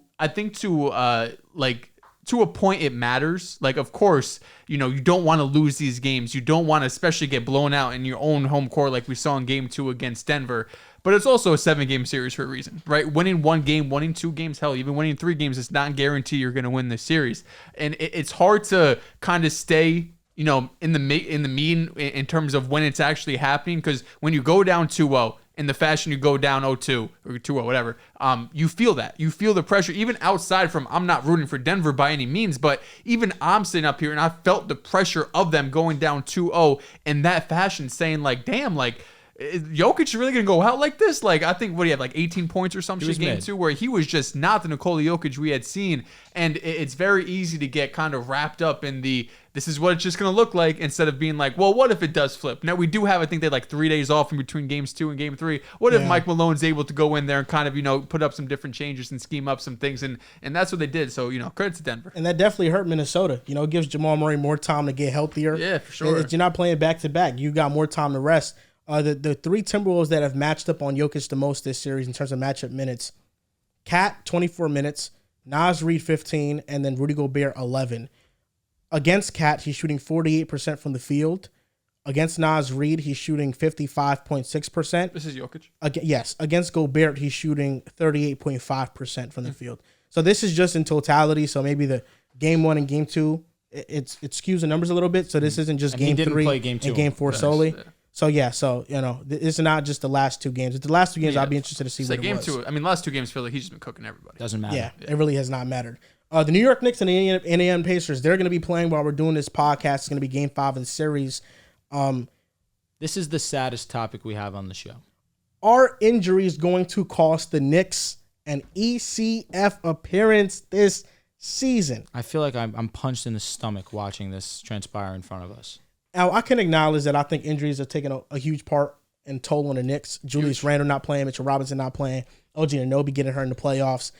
And I think that if we are fully healthy, we're better than Indiana. I think that's clear. Oh, my God. With just OG. Just OG. I agree wholeheartedly. But I also think that I want to give credit to Indiana because I think they're doing things. Better man than me. They're You keep doing this. To be honest, you keep doing this, and I respect it. They're doing things. They're not moving me like this. They are to me. They're doing. This is the most Atlanta Hawks run I've ever seen without it being Atlanta. Excuse me. Let me say this. The Suns of the Eastern Conference. That's who the Pacers are right now. No, they're not. No, the Suns are better. All right, I'm comparatively speaking. The Hawks is fine. The Suns 2021, their finals run. That is right now the Indiana Pacers. No, again, that's not my point. I'm talking about the run as itself. Okay. The injuries that they swept Denver with MPJ and Jokic playing and Gordon playing. All 3 of them played. But no Jamal Murray. Again, against Jamal the Lakers. Murray doesn't change that series.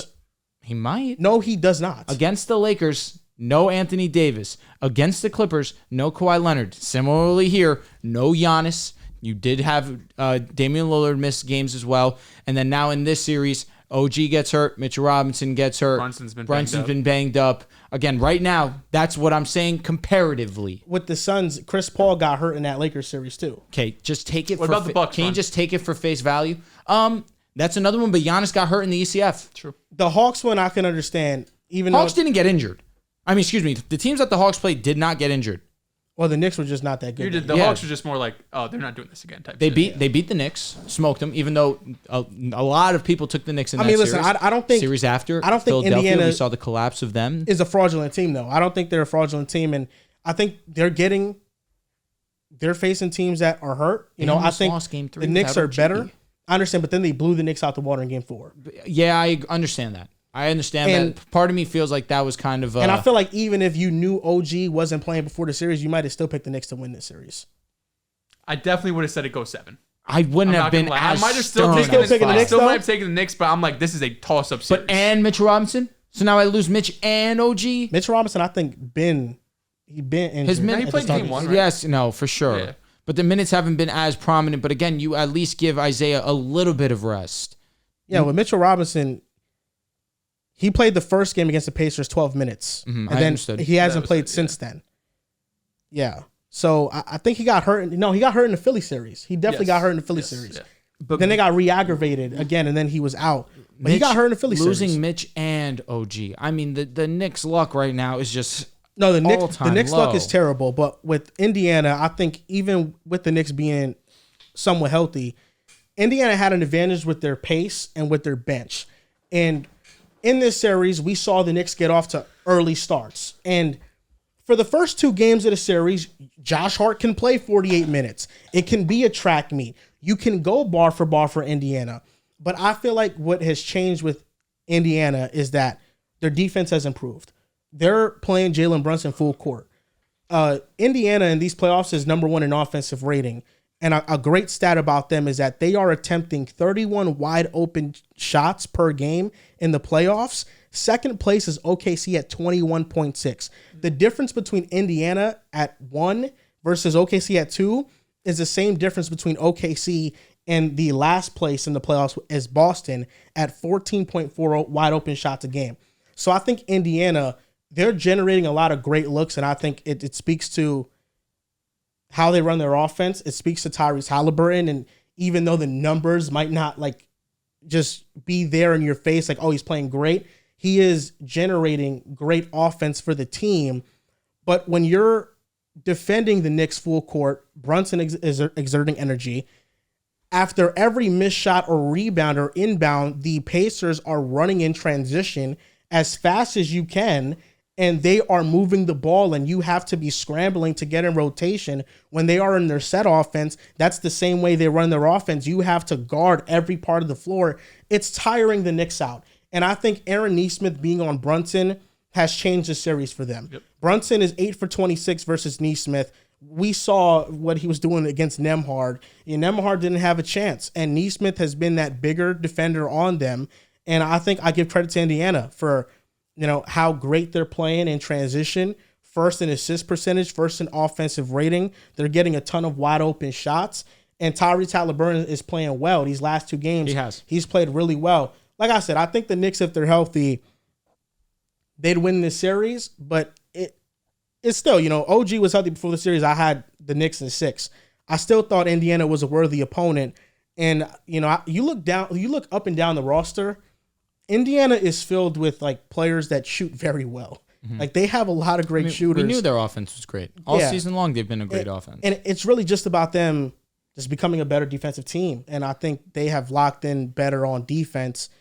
And it's shown, that's why this series is going to be tough, even with the injuries. The injuries makes it tougher, but, can the Knicks sustain this rapid level of play? Because they have, instead of slowing the game down, they have tried to speed it up with Indiana. And we see how tired they were. I mean, game 4 was the flattest they've looked all playoffs. Yeah. And that's because they were just gassed.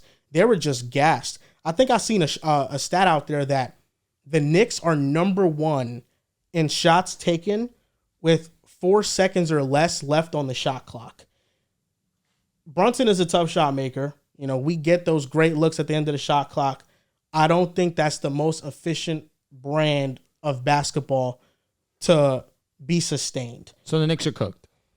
I think we still win this series.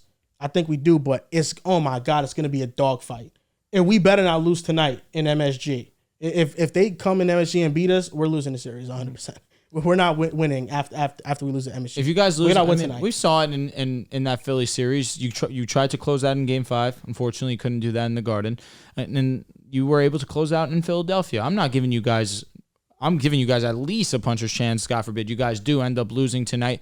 But at the same time, I do have my worries, especially without OG, because now we're starting to tap into Alec Burks. And I wish you guys would have pulled out game 3, understanding how it wasn't too long ago that I had the tweet saying my favorite thing in basketball is when a player that gets no burn comes in suddenly and starts knocking down some shots. We saw that very early on in Game 3. Alec Burks was giving you guys some high-level minutes. Not so much in Game 4, unfortunately. But again, no one really played well for you guys in Game 4. And Game 3 was definitely for the taking. You simply just could not close out. And I give a lot of props to Indiana for being able to do so. Shout out to Andrew Nembhard in that shot. One of the craziest shots I've seen. I was pretty upset when it happened. But at the same time, credit where credit is due. I mean, you take a damn near 35-foot shot and you splash it all net, no rim. Tip your cap to him. But again, I do have my worries with OG being down, Mitchell Robinson being down. Now you're relying a lot on Precious Achiuwa. Now Alec Burks has to come into the rotation because you do now need some more wing depth and guard, and that 2-guard play. And Brunson being banged up with Dante playing awesome basketball outside of a game 4, obviously, but Dante Vincenzo has been right there bar for bar with Jalen Brunson. Not Jalen Brunson, but damn it, he's been unbelievable number 2. I have my worries because the depth is really becoming into question. I'm hopeful that the Knicks can pull it out, but like you mentioned, it's going to be a tough one. 6 is out of the possibility for me. You have to win game 5. It's a must you win game 5. If they lose, I give them a puncher's chance, but shit, the way that Indiana has been clicking, especially with how banged up the Knicks have been, it's going to be pretty tough. This 7-game series either way, even if the Knicks lose, I think they'll be able to go into Indy and potentially win a game. But losing OG was really the last straw. I think you had proven that you could get past it without Mitchell Robinson. But OG this season, with him on the court, you have 125 if you round up offensive rating. With him off the court, it's 117. 102 defensive rating, which is insane with him on the court. 117 defensive with him off. And the biggest difference is opponent three-point percentage. It drops nearly 10% when he's on the court. I mean, he's been one of the most impactful, probably the most impactful role player in the NBA this season, especially once the trade happened. He went to New York. Derek White, man. Derek White's right up there as well. I got to give credit to OG, though. Don't want to be too biased, But this is really tough because after those first 2 games, I really thought the Knicks had the series in the bag. Even going into this series, I thought the Knicks were the better team overall. I thought they had the best player in the series. I thought their role players were better than Indiana's, although Indiana probably had that second star with Siakam, which you're not looking at because Julius Randle's out. I thought as a whole, New York was still the better team here. But once you lose OG, man, I think you really see kind of the minutes catching up to these guys. Josh Hart, as you mentioned, playing back-to-back. Let me snag one of those too. Josh Hart playing back-to-back or fucking damn near all season long, 48 minutes. You see him huffing and puffing when he actually does get some bench time, especially in that pass game. And this game on Sunday was really tough because I was expecting Indiana to come out with some energy. You're at home, young team. Of course, role players are always going to be playing better at home. It was a early game too, like 3 o'clock on a Mother's Day. I was expecting them to come out with energy. But I wasn't expecting them to put their foot on the Knicks' neck like they did. I mean, after the first quarter, the game seemed over. Done. Once halftime came around, I put something else on the TV. I'm like, I know there's no chance the Knicks come back from this game. And the way the momentum is shifting now to Indiana, and it feels like it's both parts. Like, of course, Indiana is gaining momentum, but it's not like the Knicks are kind of just stuck without momentum. It feels like they're just losing the momentum with all these injuries that are keeping up. And of course, now you have Jalen Brunson, who has been playing. Too. He's banged up. Yeah, he's been playing like a top 5 player, top 3 player, honestly, a top 2 player in the NBA playoffs outside of these last couple of games. And if he's not able to give you that offensive spark, if he's not able to give you damn near 40, which isn't fair to ask from him, but that's kind of been the recipe for success for the Knicks, is he's got to be damn near perfect game in and game out because you just don't have a lot of other creators. Like, we've seen Dante hit some threes, but we saw last game he was missing them. We've seen Josh Hart have some moments, but then he has games where he's only scoring 10 points. And of course, all the other injuries to OG and Bogdanovich, like, it feels like the Knicks are running out of gas. I right now I'm leaning the Pacers to come back and win this series. I can't count the Knicks out because they're one of the grittiest teams in the league, but even if they're able to advance... Grittiest. Oh, grittiest. Grittiest. Got it. Gritty like Jettas? No, I got you. I'm with you. I heard grittiest. Grittiest. You heard that? I heard grittiest too. Yeah, no. One of the grittiest teams. One of the grittiest teams in the league. All right. But it just, losing OG is brutal. And if you're able to advance, that OG soft tissue injury, he's getting ruled out in advance of these games. Like, a lot of times with guys 50-50, game time decision. Let's see how he looks in warm-ups. He's getting ruled out before the even previous game gets started. So that tells me he's probably at a minimum a week, probably 2 away. He's not even doing on-court activities from the last report that we've heard. He's not running at full speed. So even if you're able to advance past Indiana, it's probably going to be a 5-game series against Boston. I hate how the Knicks injuries have turned into criticizing Tom Thibodeau because OG Anunoby's out. Mitchell Robinson's out. Julius Randle is out. That's at minimum 75 to 80 minutes lost in your rotation. Yep. Who are they going to? Are they going to Precious Achiuwa? Alec Burks. Are they going to Alec Burks? He had a play out of necessity. Had a good game 3. Tom Thibodeau is having to play Brunson, Dante, Josh Hart, Hartenstein, 40-plus minutes a game, sometimes the entire game, because we have nobody else. That's just the truth of it. I just think the end of the regular season, maybe didn't have to do that. We had to lock up a top seed. I was going to say, trying to lock up top 2. like with me, and this is where I think the Thibodeau criticism is a little unfair, is because Josh Hart, he's great. He's been great in the playoffs. He's been great as a starter. He comes off the bench for us. He is our bench piece. He's our sixth man. Ideally, yes, but fuck, he's been unreal. I know, but Randall starts over him. OG starts over him. They start at the wing spot. Mitchell Robinson sometimes is a starter, sometimes comes off the bench. OG Anunoby is our starter. So we're talking about players that are in our starting lineup that should be coming off the bench for us. Wasn't Dante a bench player to start this season? I'm not too sure about that. He might have been. I think I'll lean with yes. And my thing is seeing who started over him, because we had RJ Barrett, so he definitely was a starter. Quickly came off the bench. I'll look at the game one. So it was Brunson, RJ, Mitch, Randall, Josh Hart. Josh Hart started. Josh Hart. I think it's Josh Hart that started.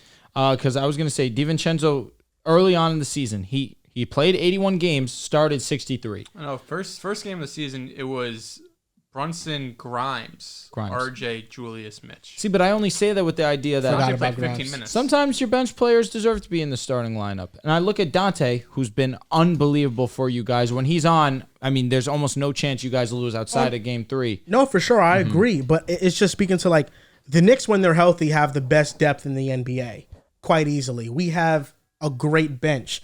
But when we have 3 guys that are injured, 2 of them that are chalked in starters, and one of them that starts a lot as well. Listen, we can respect Bogdanovich too, who had a bad month when he first came to you guys, but a really great option as a role player. So, like, if we're healthy, we have, I think we're most certainly in the ECF. At this point in time, with how banged up the Knicks are and how the Knicks play, like their style of basketball, I do think Boston and Indiana would be a better and more competitive series than the Knicks at this point. That's tough, man. Breaks my heart. It is, yeah. Breaks my heart, truthfully. You're running out of gas, man. That's what it is. Yeah, because I think if we face Boston, we don't have OG. We don't have a defender for Jaylen Brown or Jason Tatum. And then they have defenders to swarm Jalen Brunson. Yeah. I mean, it's a tough matchup. It's not going to look good. I don't know if I want that for Brunson, truthfully. No. I don't want any type of narrative on his name. It'll be tough. And I think with Indiana, just how they play, you can say whatever they want about the injuries, but they generate the most open threes per game. And against a team like Boston, they're going to have to defend the best that they defended all playoffs long against a team like Indiana, even if they end up winning in like 5 games or whatever. For sure. They're just a really good team. The New Orleans Pelicans are going to aggressively pursue a Brandon Ingram trade. According to Mark Stein, the Cavs, Sixers, Hawks, and Magic are all interested. I canceled out the Sixers, and I canceled out the Magic because I really don't think it makes much sense for each team. I have a 3-team deal. I don't know if you guys saw this on Twitter, but the 3-team deal is that the Hawks get Brandon Ingram and Dyson Daniels, the Pelicans get DeJounte Murray and Wendell Carter Jr., and the Magic get CJ McCollum and Clint Capella. For the Hawks side of things, I think it makes a lot of sense. I think for the Pelicans, they'd love this too, because now you have DeJounte, Trey, Herb, Zion, and Wendell. The Magic are the ones where I have trouble seeing if they would accept it, but that is just how the deal had to be formulated for the contracts to fully work. I was going to say, going from Capella to Wendell, that's a hit because Wendell, although not a prominent three-point shooter, gave you that ability to space. With Capella, you essentially get 0 of that. Getting CJ McCollum, they do need three-point shooting. I understand the logic there, especially with their guard play being as shaky as it is. I say that kind of hesitantly because I like Jalen Suggs, although he showed some inconsistencies in this playoffs, had taken a huge leap on the offensive side, especially with his three-point shot, and we understand his level of defense. But CJ, another one that you don't know what you're going to get on a consistent basis. Pelicans getting DeJounte there definitely would be intriguing to me. They do need a guard. They've needed a guard, a real guard for some time. DeJounte has shown the capabilities to be able to facilitate an offense, but you put that next to Zion, another guy that can create for himself and really run the offense himself too. I like that option. You give them a little bit of defense. Don't know how I feel about trading Brandon Ingram and Dyson Daniels, but you mentioned they would be getting Wendell Carter, right?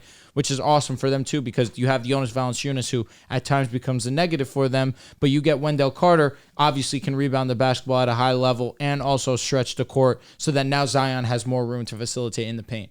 This trade makes a lot of sense, and obviously I look at the Pelicans and think this would be most intriguing for them, understanding that this isn't a knock on Brandon Ingram, but it's very difficult for him and Zion's game to continue to coincide. This season's not a great example of that, because when they both were on the court, this was a damn great basketball team. And it's super unfortunate that both of them went out at the very end of the season, 2 weeks before the season ended for Brandon, and obviously come playoff time for Zion, because we were talking about one of the best teams post All-Star break when both of these guys were on the court. And I think it's pretty unfair to him, because he played himself a hell of a season, really took another leap as a playmaker.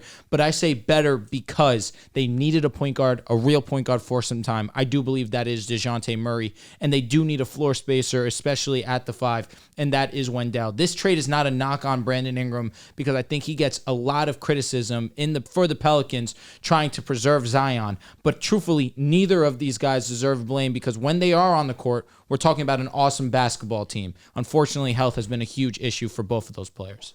I think Ingram getting a new team, change of scenery, will benefit him.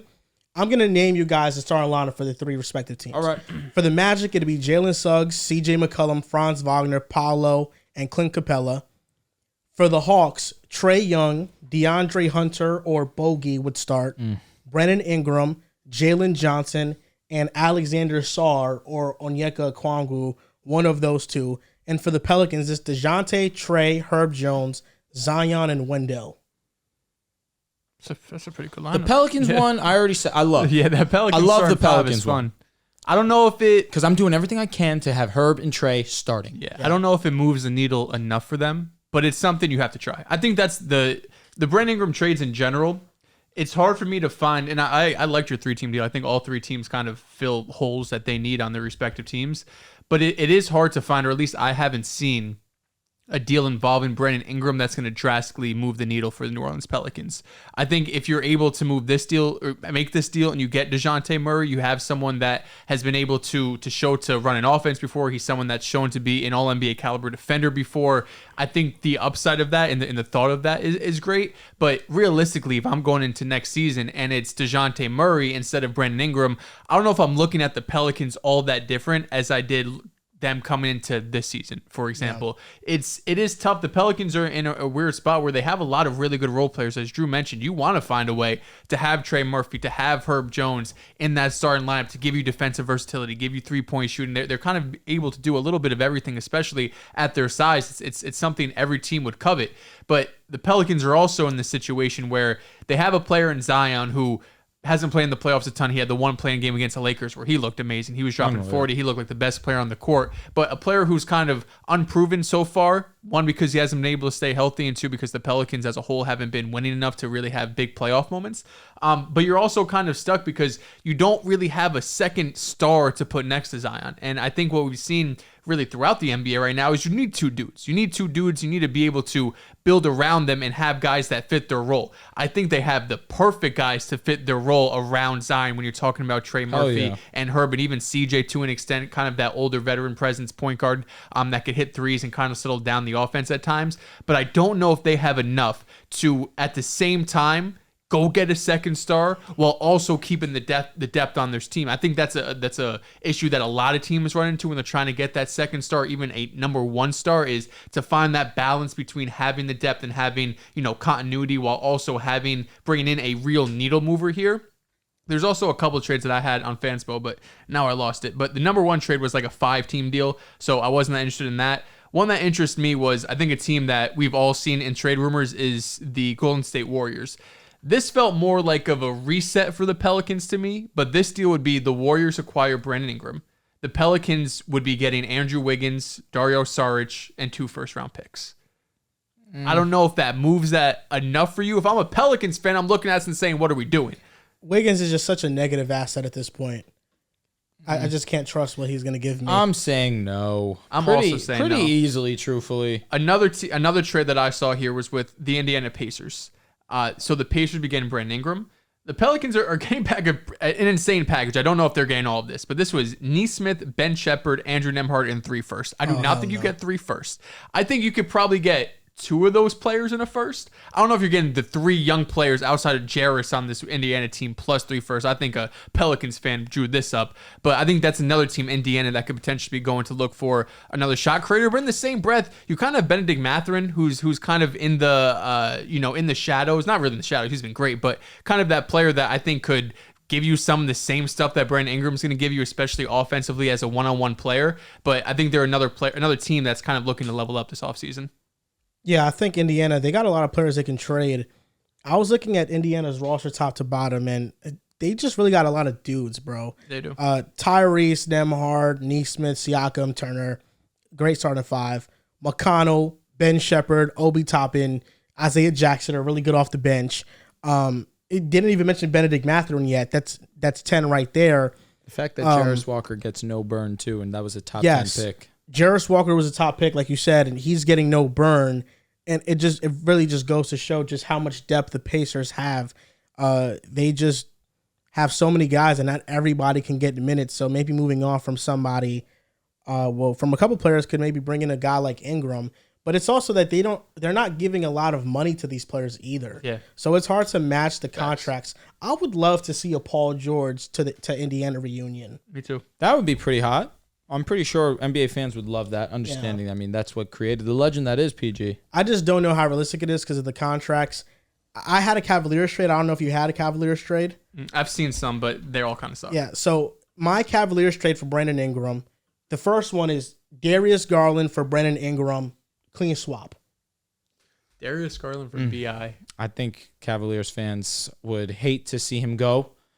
But would you have Donovan run the 1? Donovan run the Yeah, with Ingram, Allen, Mobley. When were they playing their best basketball? Although the schedule was light. Yeah. When he was running the 1. I do think you probably have to make a move one way or the other. And I would move off Garland before Donovan for sure. The second trade package is Jared Allen and Karis LeVert for Brandon Ingram. So the Cavaliers have Garland, Mitchell, Ingram, I'd rather Mobley. move off Garland. No, I say this every single time we talk about having big depth. We talked about it earlier. You have Mobley, you have Allen. That is a luxury. That is not a bad thing. I don't care if sometimes the spacing is brutal. Jared Allen played arguably his best season of basketball this year. It's unfortunate he's hurt at the worst time possible. He was awesome. I don't want to hear people say that he needs to go. That's foolish. So you don't like the big 3 of Garland, Mitchell, and Ingram? I respect Garland's basketball ability. I don't know if it's best suited next to Donovan Mitchell. I know Donovan's he tries to instill as much confidence as possible. Donovan's a great teammate. He is. I'm not saying he's not, but at the same time, we see Garland play his best when the ball is primarily in his hands and really running the show. You can't do that when Donovan's on your team. And it's not fair to Garland, but it's kind of just the unfortunate reality because he's better. Looking at these lineups, the first trade package, you'd have Donovan Mitchell, Max Strus, Brandon Ingram, Mobley, and Allen.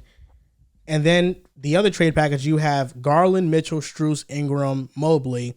For the Pelicans, if they get Garland, it's Garland, CJ, Herb Jones, Zion. The center's a question mark because Jonas is a free agent. I don't love that backcourt. And then the second lineup is CJ McCollum, Trey Murphy, Herb Jones, Zion, and Jared Allen. If I'm the Pels, I'd rather get Jared Allen that deal. Yeah, I understand, but at the same time, you're kind of stuck with that same problem that you already had with Jonas. It's a guy that really can't stretch the floor that much.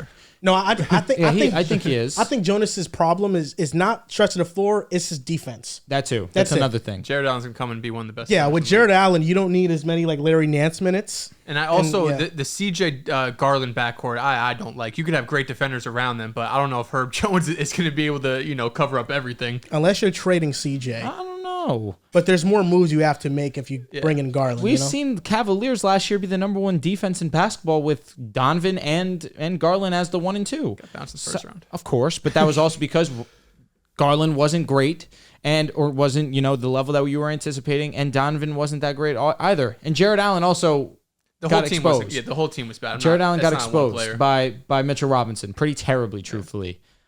I don't think it would be insane to see that. Garland, CJ, of course, if that were to you to also be have the back line of Evan Mobley and Jared Allen in that case anchoring your defense, unless you'd have Jonas and Zion. Yeah, CJ as my sixth man. Also, I wouldn't hate personally. He's gonna like 38 mil. Start Trey Murphy. Start Herb Jones. Zion at the 4, at the 5. Who'd you say? Jonas, yeah, which is not great. So CJ has 2 more years left on his deal. 33 mil cap hit and 30 mil cap hit. They trade. Who they trade for? Who was the Rockets big man who was out for the year? Steven Adams. Yes. Yeah. Or not Rockets. No, the Rockets have him. The Rockets have him. My apologies. All good. That's who you were talking about. That's who you. Yeah. I got. Yeah. This week in the NBA/NFL, I actually did something that actually is not related to the NBA or NFL. WWE? Interesting. Lionel Messi. I don't know if you guys are keeping up with the MLS, but Lionel Messi's actually having an all-time MLS season right now. Can't be surprised at this. Yes. First year he was there, he won a cup. He's on. Well, at the time of me doing his research, he had 10 assists, which led the MLS, and 10 goals. He's on pace for the most goals in a season for the MLS. And International Miami is the first seed in the Eastern Conference. They have an East and West conferences, and they're number 1, the team led by him. And the question mark around that team right now is that when Copa America starts, there's going to be like a week or 2 period where Lionel Messi is going to go play for his country. And that is like the period of time where the people think that Inter Miami will drop in the standings somewhat because Lionel Messi will be out because they don't stop MLS. It keeps going. Yeah. Even though some of your best players leave to play for Copa America. But yeah, Lionel Messi's having an all-time season. And MLS, it's actually on Apple TV. Apple TV bought the rights, so every single game that you can possibly want to watch for like soccer is on Apple TV. It's actually pretty cool. I'm not surprised at this at all. When Ibra was in the MLS for this short period of time when he was on the Galaxy, obviously he was going to kill because he was bigger than life. He was over there in Europe for years. That's what happens when you're a European player coming over to play in the MLS. It's an unbelievable difference between Europe and the MLS. So when Messi comes in, we've seen it with David Villa, we've seen it with Pirlo, we've seen it with just every single player that has been in and played in Europe and come over to MLS, you're going to dominate. It just so happens the greatest to ever do it, in my opinion, is now, luckily enough for us, playing in the MLS. Of course he's going to dominate. Now, Mr. Dehls, you can give your this week in the NBA/NFL first. Okay, I got 2. One's just going to be a quick rant about the Celtics, but this one will be a little bit more fun. All right. So this one is who will have more receiving yards? Marvin Harrison edition. So I'm going to give you guys a bunch of names here, a bunch of proven guys too. You let me know, will player X have more yards or will it be Marvin Harrison? This season. So first name, Devontae Adams. Marvin Harrison Jr. Last year, Tay had 1144 yards. I'm going to go with Marvin. Garrett Wilson. I'm going to go with Garrett. If Aaron Rodgers is healthy, Garrett Wilson. Drake London now with Kirk Cousins. I'm going to go with Marvin Harrison Jr. as well. Mike Evans, 1255 last year. I'm going with Marvin Harrison Jr. I'm going to go with Marvin as well. Okay. Puka Nacua. I'm going to respect Puka. He's playing in the McVay system, man. Such a cheat code. I'm going to go with Puka Nacua. I want to backtrack on an answer. Marvin Harrison will have more yards than Garrett Wilson. Okay. Any of the Houston Texans receivers, Nico Collins, Stephon Diggs, Tank Dell. He'll have more than all of them. Nico was unreal last year. If I'm not mistaken, he had 14. So, yeah, something crazy. I'm gonna respect Nico because to eclipse 14 in year 1 would be nuts. Yeah, 1,300. 1,300. Oh, I'm sorry. I was including playoffs also. Yeah. So I will be going with Nico. Okay. Jalen Waddle. Marvin Harrison Jr. He had 1,014 last year. I anticipate a higher usage out of Waddle this season. Also, hopefully, if he can stay healthy. I am anticipating that because they were too Tyreek Hill centric last year. Understandably so, it's Tyreek Hill. Even still, Marvin Harrison. Amari Cooper had 1,250 yards last Marvin Harrison Jr. Marvin Harrison. Damn. Okay, any tight end, Trey McBride, Sam Laporta, Travis Kelce, Mark Andrews. Marvin Harrison will have more than all of them. He'll have more than all of them except Kelce, out of respect for Kelce. Okay. Michael Pittman. Marvin Harrison Jr. I am going to go with... I'm going to go Pittman. I think he's one of the more underrated receivers in the game. All right, the last two, the 49ers boys. Deebo Samuel, Brandon Ayuk. I think Ayuk will have more. I don't think I'm going to go with Ayuk. Ayuk. And he has more than Deebo? I don't think it's crazy to say that Marvin Harrison Jr. can break the rookie wide receiver yards record. Absolutely.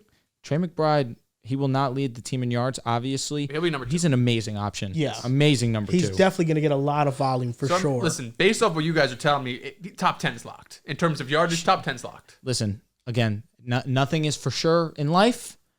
I'm feeling pretty damn confident that Marvin's going to come in and be an immediate impact player. Offensive Rookie of the Year, for sure. I think he'll have a chance to be an All-Pro, for sure. Over Caleb? What if the Bears could win 10 games first playoff game? Oh, you're right. I mean, Caleb, yeah. It's just hard to go up against a quarterback. It is. So Puka had 1,486 receiving yards.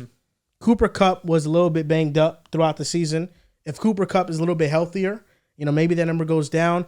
I think Marvin Harrison Jr., though, for sure, finishes top 10 in receiving yards this year. First year, D-Hop went to Arizona. He had 1,400. Now it's D-Hop, prime D-Hop versus a rookie, but I think Marvin Harrison Jr. is that NFL ready to just take the league by storm. So the only names I didn't mention because I thought were obvious, I think these are names we'll agree that these players will have more than him. Tyreek Hill, CeeDee Lamb, Amon-Ra St. Brown, A.J. Brown, DJ Moore. Jamar Chase and Justin Jefferson. Yep. So those are the 7 names I didn't mention. Okay. DJ Moore, I think Marvin Harrison Jr. can have more. Because I think the target volume, the target volume, that's a big reason for me. Because Keenan Allen's going to get a lot of receptions and targets. He is. Naturally, Keenan Allen's one of the best in the game, even still at this age of his. But DJ Moore was unreal last year. He was. I don't want to say shockingly great because he has shown the capabilities to do this, but 1,300, if I'm not mistaken, around that. And Roma Dunze, I forgot about him. 1,364 last year. But yeah, you got DJ, Keenan, Roma Dunze, Cole Kmet. It's a lot of volume. Could be a hot take from me. I see Rome similarly how JSN's production was last year. I kind of feel that similar way about Rome. Not saying that that Rome's going to be irrelevant this year. That would be obviously incorrect, but there's players in front of him. Your time will come, which will be next season when Keenan is no longer on the team. I assume so because he is on a one-year deal. So this year, I'm not feeling like it's a Rome year, but he will be an unbelievable, great number 3 option. But again, similar to how JSN was last year. What I want to mention about the Celtics, I do not give one rip about our run. Yeah, I get it. I do not care about the injuries. Listen, respect to these players. I do not care about the injuries to Jimmy Butler, to Jared Allen, to Donovan Mitchell, to even Dean Wade. This is nasty, but I get it. The thing about this is just the Celtics all season long have been in a lose-lose situation. If you win games, you're supposed to do it. If you lose games, you guys suck. I'm cool with that. Whatever. I feel like the one thing the Celtics have proven to the world is they can win playoff games. This is not a team like the Thunder. It's their first time really in it. It's not a team like the Pacers. It's kind of a new Pacers team that we're seeing for the first time in the playoffs. The Celtics have been to the ECF 6 out of the last 8 years. I think the one thing they have proven is they can win in the Eastern Conference. The one thing they haven't proven is to win the finals. So if you need to see, or if you need the Celtics to beat a fully healthy Heat team, a fully healthy Cavs team, a fully healthy Knicks team, I don't think you really do. Because I feel like if we played a fully healthy Heat team, we beat them in 5 games, I don't think anyone gives us any credit. I think if we beat a fully healthy Cavs team in 6 games, no one really gives us any credit. If we beat a fully healthy Knicks team, I think people are like, good job. Knicks were a solid team, but no one's over the moon being like, damn, that was an impressive series. Yep. So if you're not going to give us credit for beating healthy teams, why should I sit here and be like, oh my God, I can't believe we're just barely beating Donovan Mitchell when they're banged up? Like, I don't care, man. I saw us last year. I tweeted this. I saw us last year lose 2 to the Hawks. I saw us lose to Joel Embiidless 76ers team. I saw us go down 0-3 against the Miami Heat. You want us to win the games we're supposed to. One of the biggest knocks on the Celtics was they play with their food. They don't win the games they're supposed to. And although maybe we should have swept both of these series, they're not really playing with their food. They might win both of these in 5 games. That's all I wanted to say. What if y'all lose to the Tyrese Halliburton-led Pacers in the ECF? It would be an embarrassment.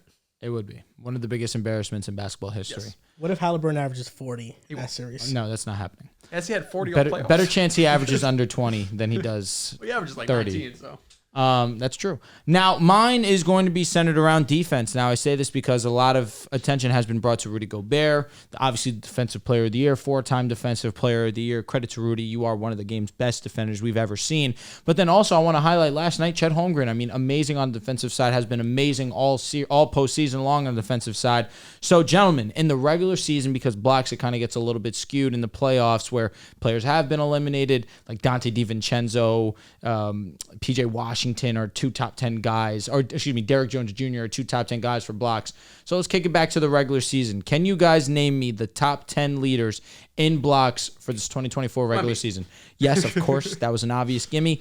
Victor Wembanyama, number 1, 3.6. Miles Turner sneakily creeps in to number 9 with 1.9 blocks per game. It's crazy. I feel like I've seen this list somewhere recently too. AD was number 4 with 2.3. This is honestly the easiest one I've given you guys by far, in my opinion. Brook Lopez, number 3, 2.4 blocks per game. Chet Holmgren, number 5, 2.3 blocks per game. Right now, he stands at number 1 in the playoffs with averaging 3 blocks per game. Damn. Shout out to him. Bam Adebayo, not here. Porzingis? Kristaps Porzingis, not here. Let me look at teams. Daniel Gafford, number 7, 2.1 blocks per game. Jaren Jackson just sneaks in 1.6 at That's number tough. 10. That's tough. Jonathan Isaac? Jonathan Isaac is not here, number 15 with 1.2. So what do we got so far? You have number 1 with Vic. You have number 3 with Brook. 4 with AD. 5 with Chet. Number 7, Daniel Gafford. Number 9, Miles Turner. Number 10, Jaren Jackson. You're missing 2. You're missing 6, 8. Rudy Gobert. Number 6, 2.1 blocks per game. Number 2. Claxton? Number 8, 2.1 blocks per game. Clax. I'm going to go with I have a guess. Isaiah Hartenstein. He is not here. Number 18, 1.1 blocks per game. Walker Kessler. This guy, you cooked. Number 2, 2.4 blocks per game. That's the list, gentlemen. Let's go. Number 1, Vic, 3.6. Number 2, Walker Kessler, 2.4. Number 3, Brook Lopez, 2.4. Number 4, Anthony Davis, 2.3 blocks per game. Number 5, Chet Holmgren, 2.3. Number 6, Rudy Gobert, 2.1. Number 7, Daniel Gafford, 2.1. Nick Claxton, 2.1 as well. Number 8, number 9, Miles Turner at 1.9. And wrapping it up, number 10, Jaren Jackson Jr. with 1.6. You guys killed that. By far your best performance when I've given you guys some stats. Yeah, that was a great trivia. Did you guys know that Anthony Edwards is now second all time in 40-point playoff games before turning 23 years old? Shout out to Ant-Man. Number 1 is Luka Doncic. So listen, you could have a amazing trajectory career, or you can have the fall from grace, similar to how Luka Doncic has. He ain't gonna fall from grace, baby. He ain't gonna fall from grace. Anthony's one of the ones. Number 3 is LeBron. Number 4 is KD. Number 5 is Stoudemire. But yeah, Luka, Ant-Man, number 1 and 2. Luka with 5, Ant-Man with 4. And Ant-Man's going to tie it and make it 5 tonight. Ant's 22 or 23 right now? He's 22. Yeah. Oh, he's under 23, right? Yeah, he's under 23. No, yeah, Anthony Edwards, man. No, he's really been spectacular, honestly. He's been so fucking good. Such a difference of just what I'm getting from my favorite players now, man. Facts. Luka maybe not the best player on right now. Not right now. Yeah. But historically facts. he's been giving me those moments. Ant-Man and Anthony Edwards shows up. Brunson, outside these last couple of games, was balling. I'm feeling good, man. I'm feeling good. Hopefully they pull it off for you, man. It sucks, man. Just a week ago, I was dreaming of a Timberwolves and Knicks finals. Cooked, buddy. What could have been? Well, but now Timberwolves could maybe still do it. Knicks, no, I think not going to knock the Wolves, of course, given their respect. I do believe the Nuggets do still win 4 straight. I do still feel that way. No slight to the Wolves. Just the Nuggets are a different unit. The Knicks are cooked. No, it's over. Yeah, it's over. I'm heartbroken. It's going to be a fun offseason. I'm heartbroken. No, it is. I mean, they could be playing basketball for another 2 weeks, so I don't want to get there yet.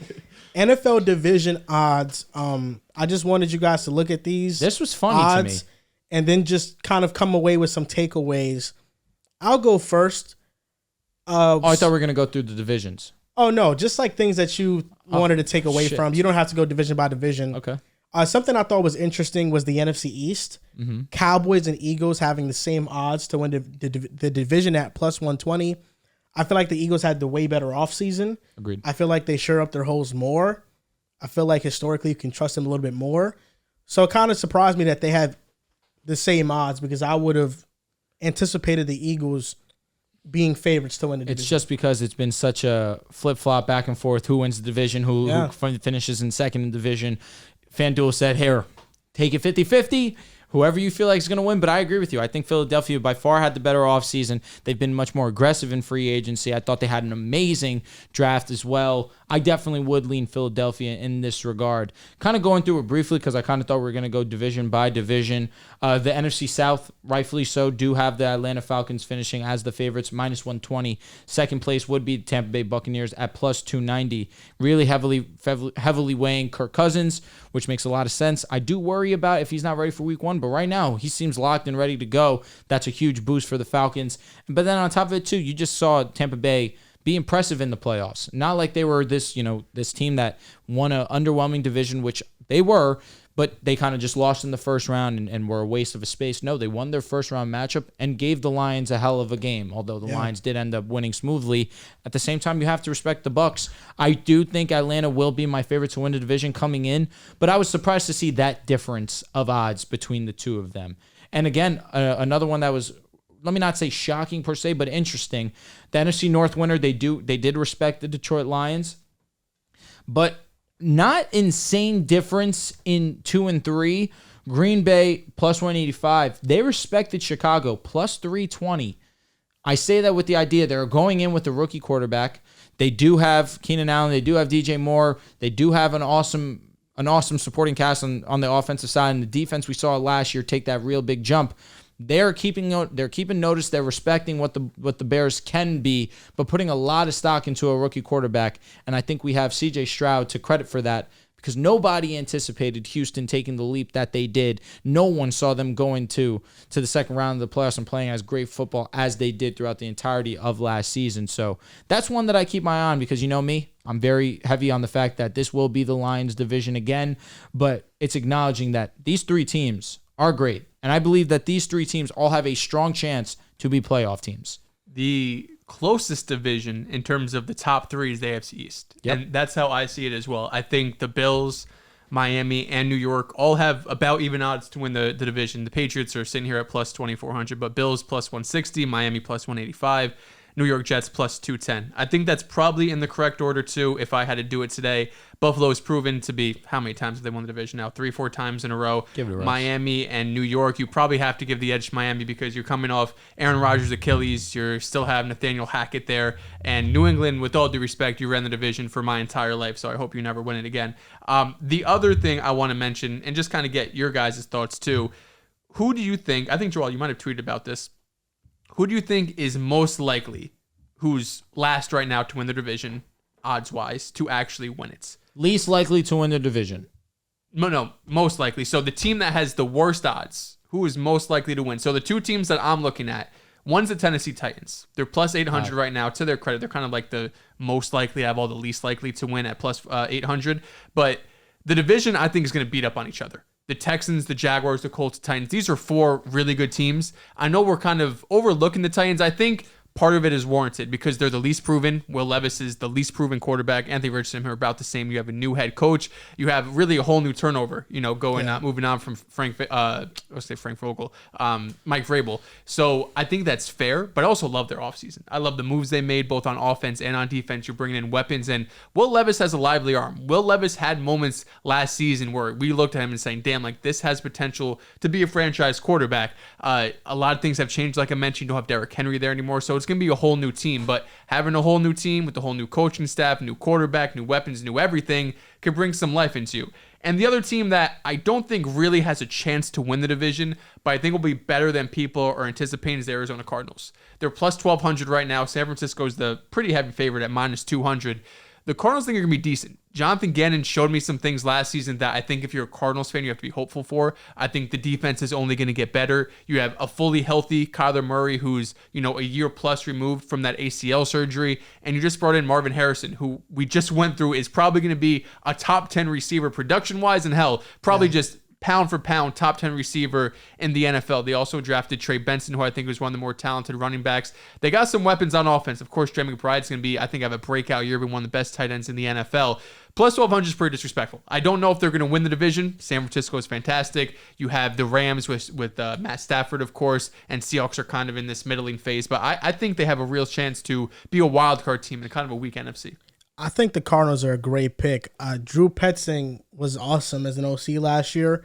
We've seen him get the best out of Josh Dobbs very early on, and they were always in games, and they were always competitive.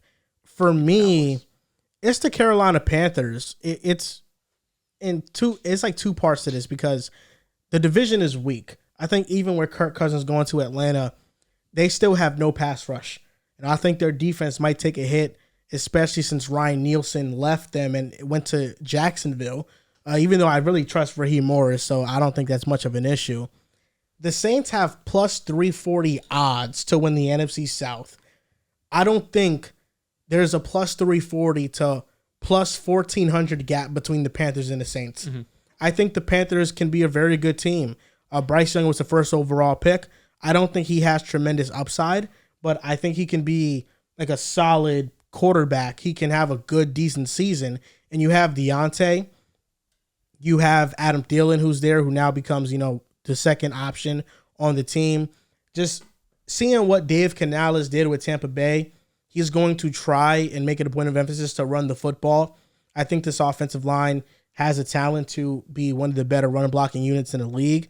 And their defense last year was a top 10 unit with Avero leading the charge, and he came back, and they lost Brian Burns, but Derek Brown is one of the better interior defensive linemen in the league. You have your linebackers in Shaq Thompson, Josie Jewell is there, and they did lose Brian Burns, but they signed Jadeveon Clowney. Yep. So it's not like they're getting zero juice from their pass rush, and their secondary, if healthy, J.C. Horn stays healthy, they can have a pretty good, solid defense. So I just feel like the Panthers at plus 1,400 is a good value. Like, I'm going to put money on that because I think it's a great value. And I think it's realistic as well.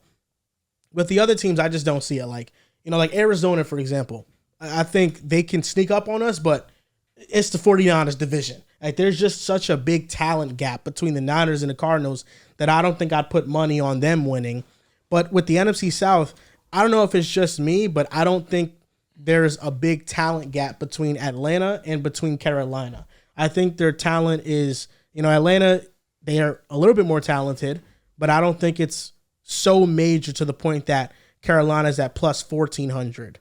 The weapons is huge. Yeah. I think that's the biggest difference between those two teams. If I had to give a stamp to a team, they have the closest odds. It is the Pittsburgh Steelers. That's not the team I'm going to be going with. Joel, I think you hit it right on the head, though. Tennessee Titans really are one of the more intriguing ones to me. I say that understanding this is Houston's division, in my opinion. I think they are the best team in this division, but respecting the teams that right now are ranked last, you look at the holes that they needed to address. The offensive line. They draft J.C. Latham. They go and they side Lloyd Cushenberry to a great deal. And Peter Skoronski, who they drafted last year in the first round, now moves to the interior.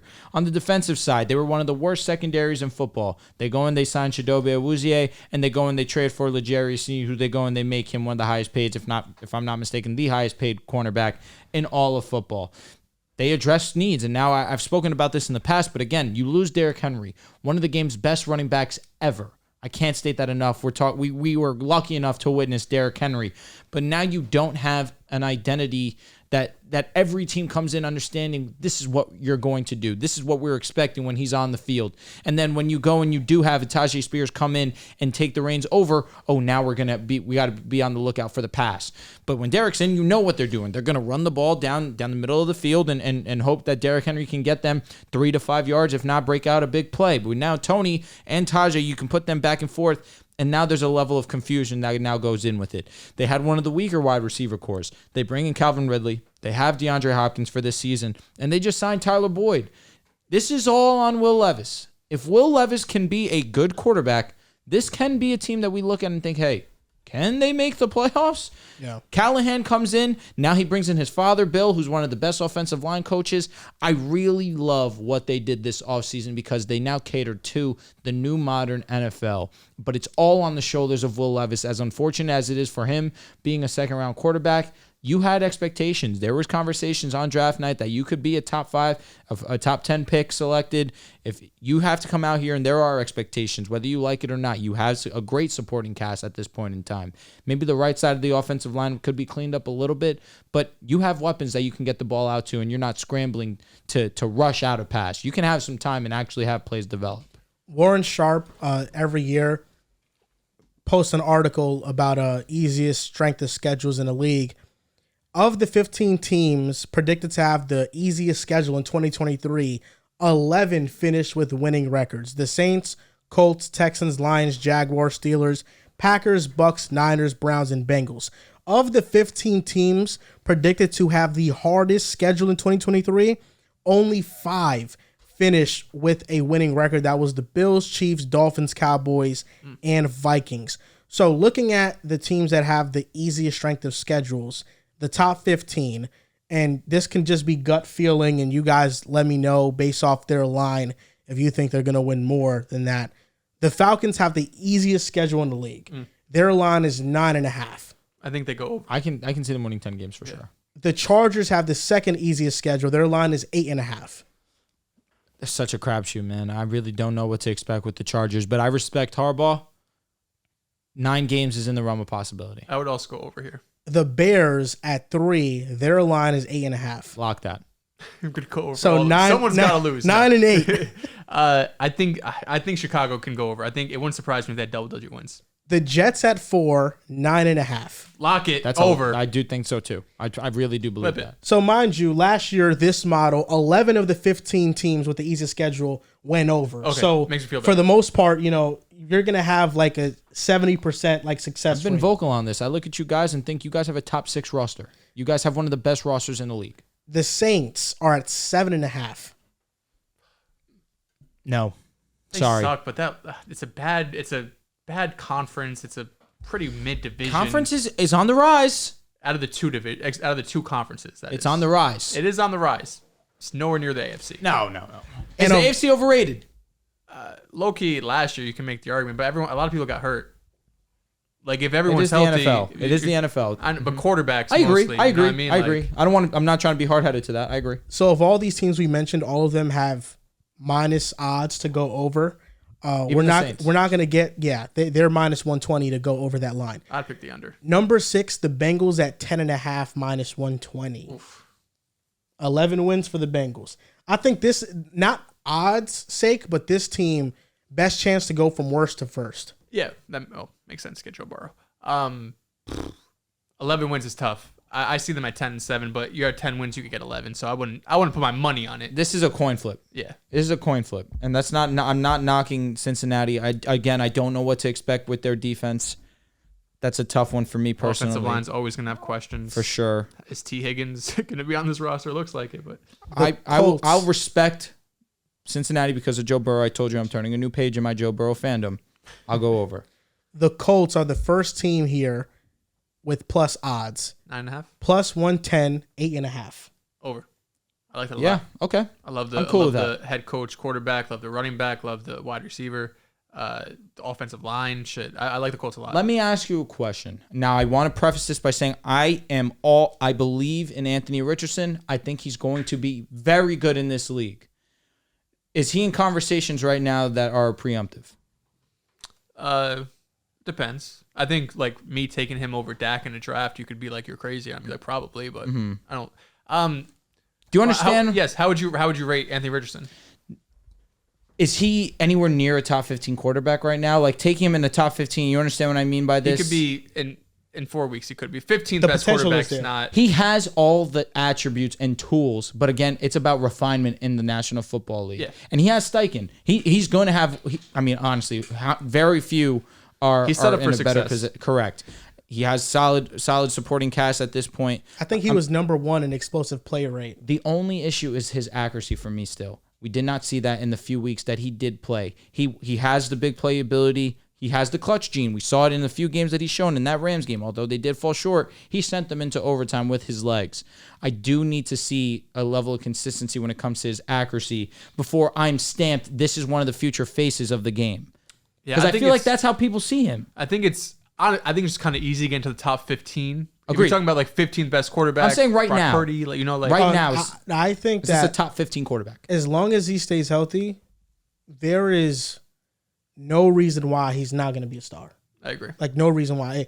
His pocket presence and his ability to avoid sacks is so rare. It's amazing. For someone that hasn't played the position for long. Mm-hmm. And his physical attributes are also so rare that, yeah, I'm fine with it. And in the games that he played, the accuracy was spotty. But in year one also, multiple games, he played multiple injuries. Yeah, but number one in explosive play rate, through the air with his legs, had really explosive plays. And there was one particular play versus the Rams when Aaron Donald was barreling over him and he launched it like 60 yards. He's unreal. Yeah, and those are just things you can't teach. So, no, yeah, I have no doubt that he's going to be a star. He also has moments, again, like 3-4 games where the accuracy is there, the touch is there, anticipation is there. He didn't do it consistently. Yes. But for those few games that you saw, I thought you saw enough flashes to get really fucking excited about him. Gotcha. Also, with the accuracy, I think it's a yin and a yang with that because, Gardner Minshew is going to be accurate because he's throwing screens. It's RPO heavy. You're not really pushing the ball down the field like that. So you're going to complete 65% or more of your passes. With Anthony Richardson, I'm fine if he completes 59% of his passes and he's launching it and he's creating explosibles. 59's not good. I need 63. I'd rather take the explosive playability like Justin Fields but Justin Fields was taking a lot of sacks. That's true. So he was taking a lot of negative plays. If Anthony Richardson isn't taking a lot of negatives and it's like boom or bust as a passer, I think that's fair because if I'm not mistaken, Carson Wentz in his MVP season before he got hurt, but he was on his path to winning MVP, he completed 60.2% of his passes. Like C.J. Stroud this past season, there was statistics saying that he was one of the more inaccurate quarterbacks in the league. But honestly, you watch, and he has so many moments where he has the explosives like you just categorized, you just characterized. Yeah, that's the word I'm looking for. He completed 64% of his passes. I think I'm on par with Joel here. I need 63 because you can have the season that C.J. Stroud just had. You're not the most accurate quarterback, but you still have plays that translate to winning. That's where I'm fine. 59, again, I'm not trying to get caught in semantics here. I just think that's a little bit low. Now we're in conversations of you being one of the most inaccurate passers in the game. You can still be middle of the pack, but your big playability is just so off the charts that it makes up for it. That's kind of how I see it. The Dolphins are at 9.5, minus 145 odds. They're going to win double-digit games. I like the over. The Eagles at 10.5 plus 105. I think they will win double-digit games too. I think they can win 11. 11 games, that's tough. I'd probably take the over though. I like the coordinator upgrades for sure. Still a little weak at linebacker. Secondary got better, but I don't know if it's going to be revamped and be like a great unit, but it should be better. Listen, this is the year that every year there's a team that I pick that I feel like Vegas is completely wrong about. I think Vegas is completely wrong about the Panthers this year. I think they're completely wrong. Their line for the Panthers this year is 4.5. Oh, over. Yeah, that's an easy one. 4.5 is crazy. And they have plus 1,400 odds to win the NFC South. I think Dave Canales is being slept on as a coach heavily. Yep. I think Vegas will be very wrong on the Panthers. 4.5 is just such a low bar. Like, I'm not extremely high in the Panthers. I know I just said, like, if I had to pick a division winner to go from, last to first, but that's such a low bar where you don't even have to be a good team. You just have to be a mediocre team, and you could get, especially in the NFC South, you could get to 5 or 6 wins. The Bucks at 11, plus 125 odds, 8.5. 8.5. So being a 9-win team. Losing Dave Canales hurts. I'm not gonna take the Bucks to be a plus 500 team. I would take the under there too because I don't know who would they replace him with. At OC? I don't. Yeah, I'm gonna search it up. I mean, Canales, you had the Geno year in Seattle. You had the Baker year. Not that Baker's gonna fall off. You got weapons, but I don't know if you're gonna strike lightning in a bottle twice.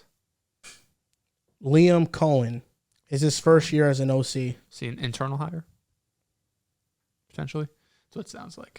I'm gonna go under also.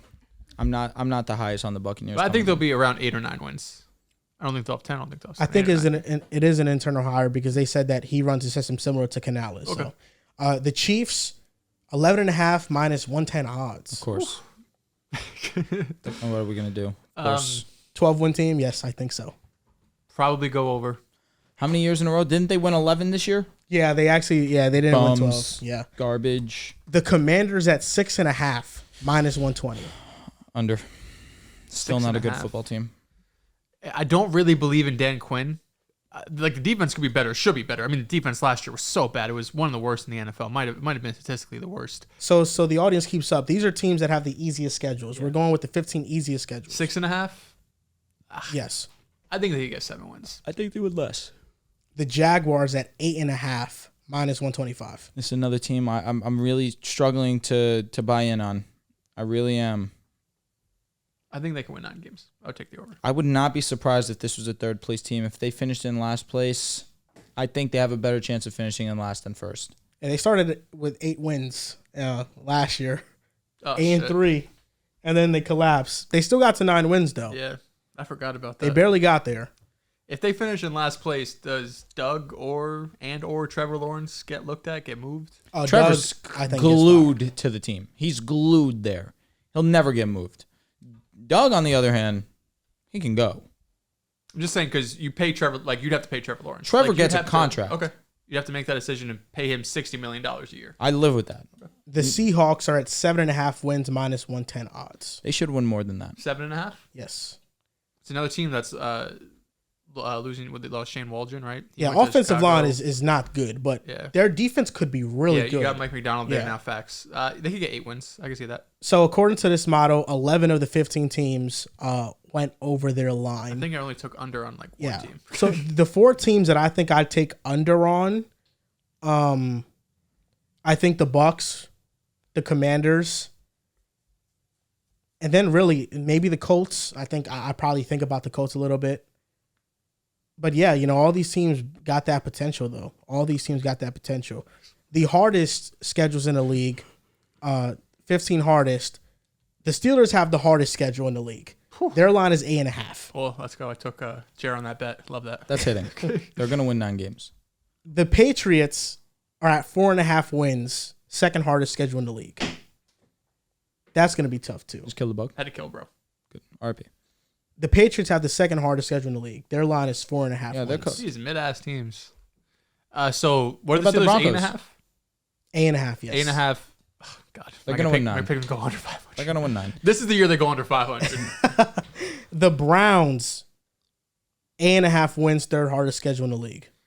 Shit, I mean, they were over that with a plethora of quarterback injuries last season, or in bad quarterback play, rather. Just really one injury. Deshaun Watson, what are you made of? I think they should get 9 wins. That defense is too good. I want to name the interesting teams here. I'll name the Broncos for your sake. Thanks, babe. The Broncos are at 5.5 wins. They're 25th in terms of strength of schedule, 25th being one of the harder ones. Hardest. They're cooked. Under? I hope.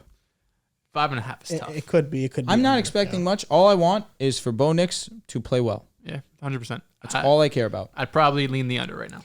The 4th hardest schedule in the league are the Ravens. Their win total has plus odds, plus 110, 11.5. Oh, 12 wins is tough. I would probably take the under. 10 or 11 win team. They still should be a great team. They did lose guys. I understand on the defensive side. No Clowney, no Mike McDonald, no Patrick Queen. That's definitely a hit. Brought in Derrick Henry, though. They did. And they drafted Nate Wiggins. That was a huge boost to the secondary. Their defense is going to take a hit. They lost 2 offensive linemen, both to the Jets, Morgan Moses and Simpson. I mean, I have to respect Lamar Jackson. I'm going to go more. These 3 teams are sandwiched together. They all have the same win total. The Bills 10.5, the Cowboys 10.5, and the Lions 10.5. Only the Cowboys have plus odds on the line, though. Cowboys are going to win 10 games, 10 games. Lions will win more than that. And Bills are 10.5. Yeah, so they're projecting all these teams to either be 10, 11 win teams. I'd say Lions over, Cowboys under, and Bills is tough. Bills are going to Bills. They're going to win 11. They'll probably win. Yeah, I like that. I would say over. The Texans have one of the hardest schedules in the league. Their win total is at 9.5. Lock. Over. Yeah. I think that for some teams it just doesn't matter because they're a great team. You know, someone's got to go under here though. Yeah, I've said some unders. I haven't shied away from it. I've had like 3 unders though. Yeah, lock in, like please. 20 overs. Lock in, please. You say the Broncos are gonna get more than that? I said under. Those are one like the 3. Prick. And the Niners and the Packers are sandwiched together too. The Packers 10.5 plus 130, and the Niners are 11.5 plus 125. Niners will probably win 12 games. I would say over. Packers I would take under. Yeah. 10, 11 wins. I don't know if they're yeah. making that jump to 12 is gonna be tough. Yeah, so there's a lot of great teams that have tough schedules this year. The Browns, the Ravens, the Texans, the Bills, the Cowboys, the Lions, the Packers, the Niners, and the Rams are at 8.5. I think the Rams they're in the middle. They have like a mediocre strength of schedule. I think they could go over. Yeah. The Rams are still a good team. Their defense was definitely underrated last season. It just depends on how big of a hit. But not having Donald's now you're losing Aaron Donald, so maybe. Well, they made their best effort in this offseason trying to address it at least. It ain't enough. I mean, of course, Aaron Donald. It just ain't enough. It's Aaron Donald. That's just gonna be tough. No, but I think looking at these odds though, I feel very comfortable with the Panthers really exceeding Vegas's expectations. I think they're too low. 4.5. We said. Yeah, and I think with the Jets, I mean, if the Jets are fully healthy, I don't know how we're not a 10-win team. I agree. We have one of the easiest schedules in the league. With that. So, I just Week don't 1, see San Fran. Put into the test early. Monday Night Football. God. Oh, man, we need 3 interceptions on Brock Purdy. Need that. Oh, we're going to have that. Need that. We're going to have I need to see a meltdown like he did against Baltimore. All I'm going to say is if he goes and dots y'all up for 300. That ain't going to happen. You're just going to have to eat shit that day. That ain't going to happen.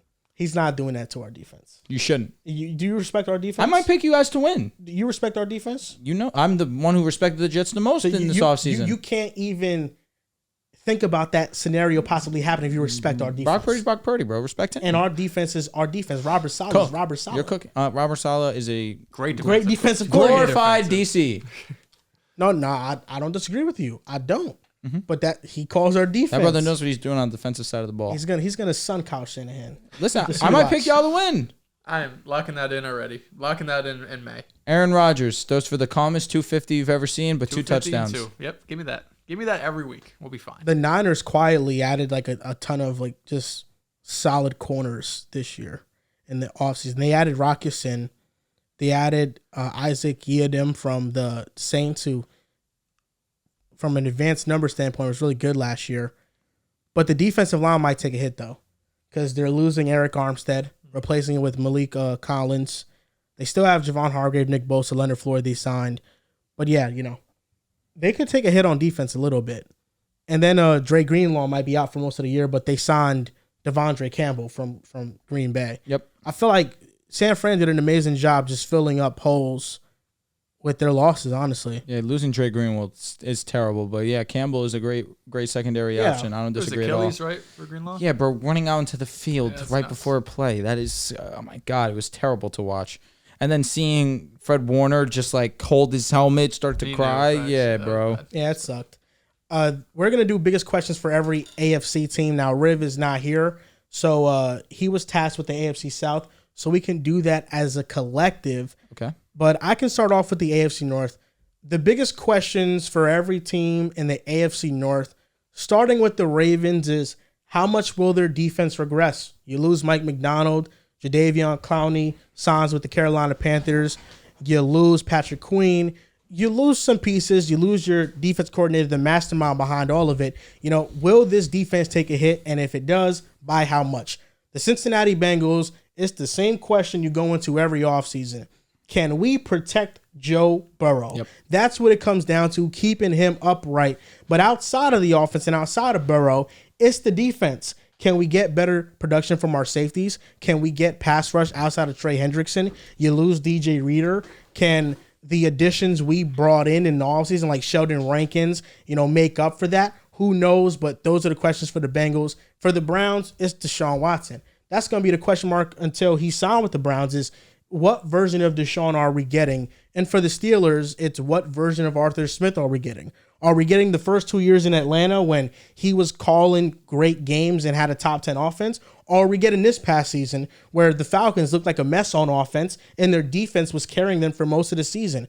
With the Steelers, they're building a very run-heavy personnel type of a team.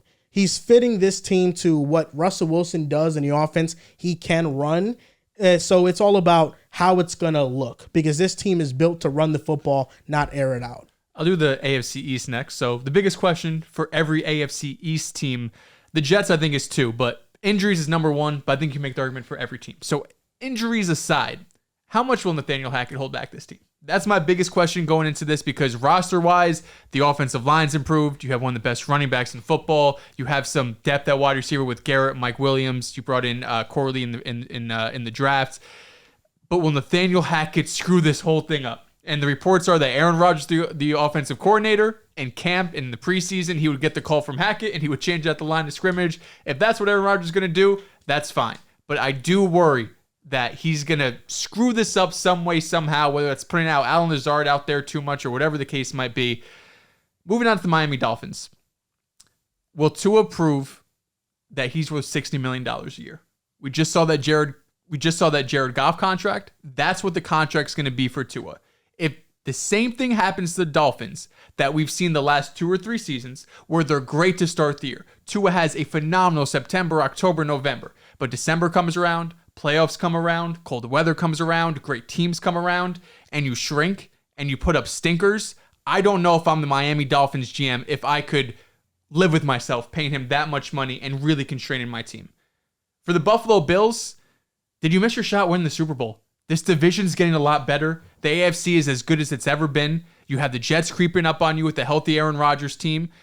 You move on to Joe Brady now at offensive coordinator. You move off Stephon Diggs. That feels like a big deal. You bring in Keon Coleman, of course, but this is a pretty underwhelming wide receiver room. I think overall you're asking Josh Allen to do arguably more than he's ever done in his elite Josh Allen career ever since those first couple seasons, not having a true number 1 wide receiver there.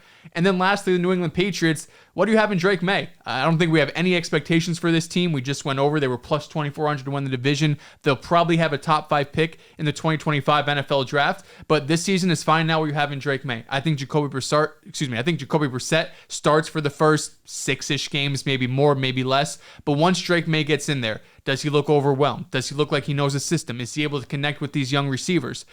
Basically, are we going to get the 2022 version of Drake May or the 2023 version of Drake May? If you're able to get that 2022 version, you're looking at this season as success. If he comes out, he struggles, you look like you have a lot of work to do in the upcoming offseason. All right, sweet. Let's go into the AFC West. These are the biggest questions for the AFC West division, starting off with the Kansas City Chiefs, a team that really doesn't have much questions other than, are we going to three-peat this season? You did just lose L'Jarius Sneed, arguably the best cornerback in football, and right now, up in the air situation with Rashee Rice. How is our wide receiving core going to look? You did bring in Hollywood Brown. You did draft Xavier Worthy in the first round, but we saw a pretty mediocre roster for the Kansas City Chiefs team on the offensive side win a Super Bowl last year. So again, you have to respect the champions, even though I don't like to.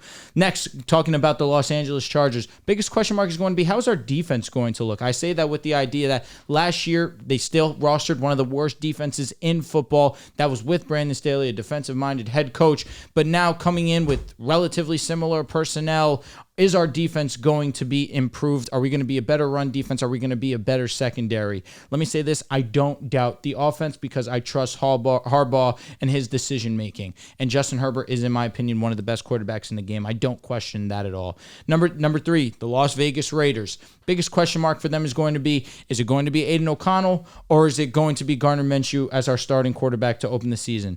Obviously, Aiden O'Connell was the starting quarterback for a majority of last season. He was all right, but he was the quarterback when the Raiders were making a majority of their noise down the stretch of the season. That was under Pierce, of course, and that's when Pierce really solidified himself as the head coach of the future.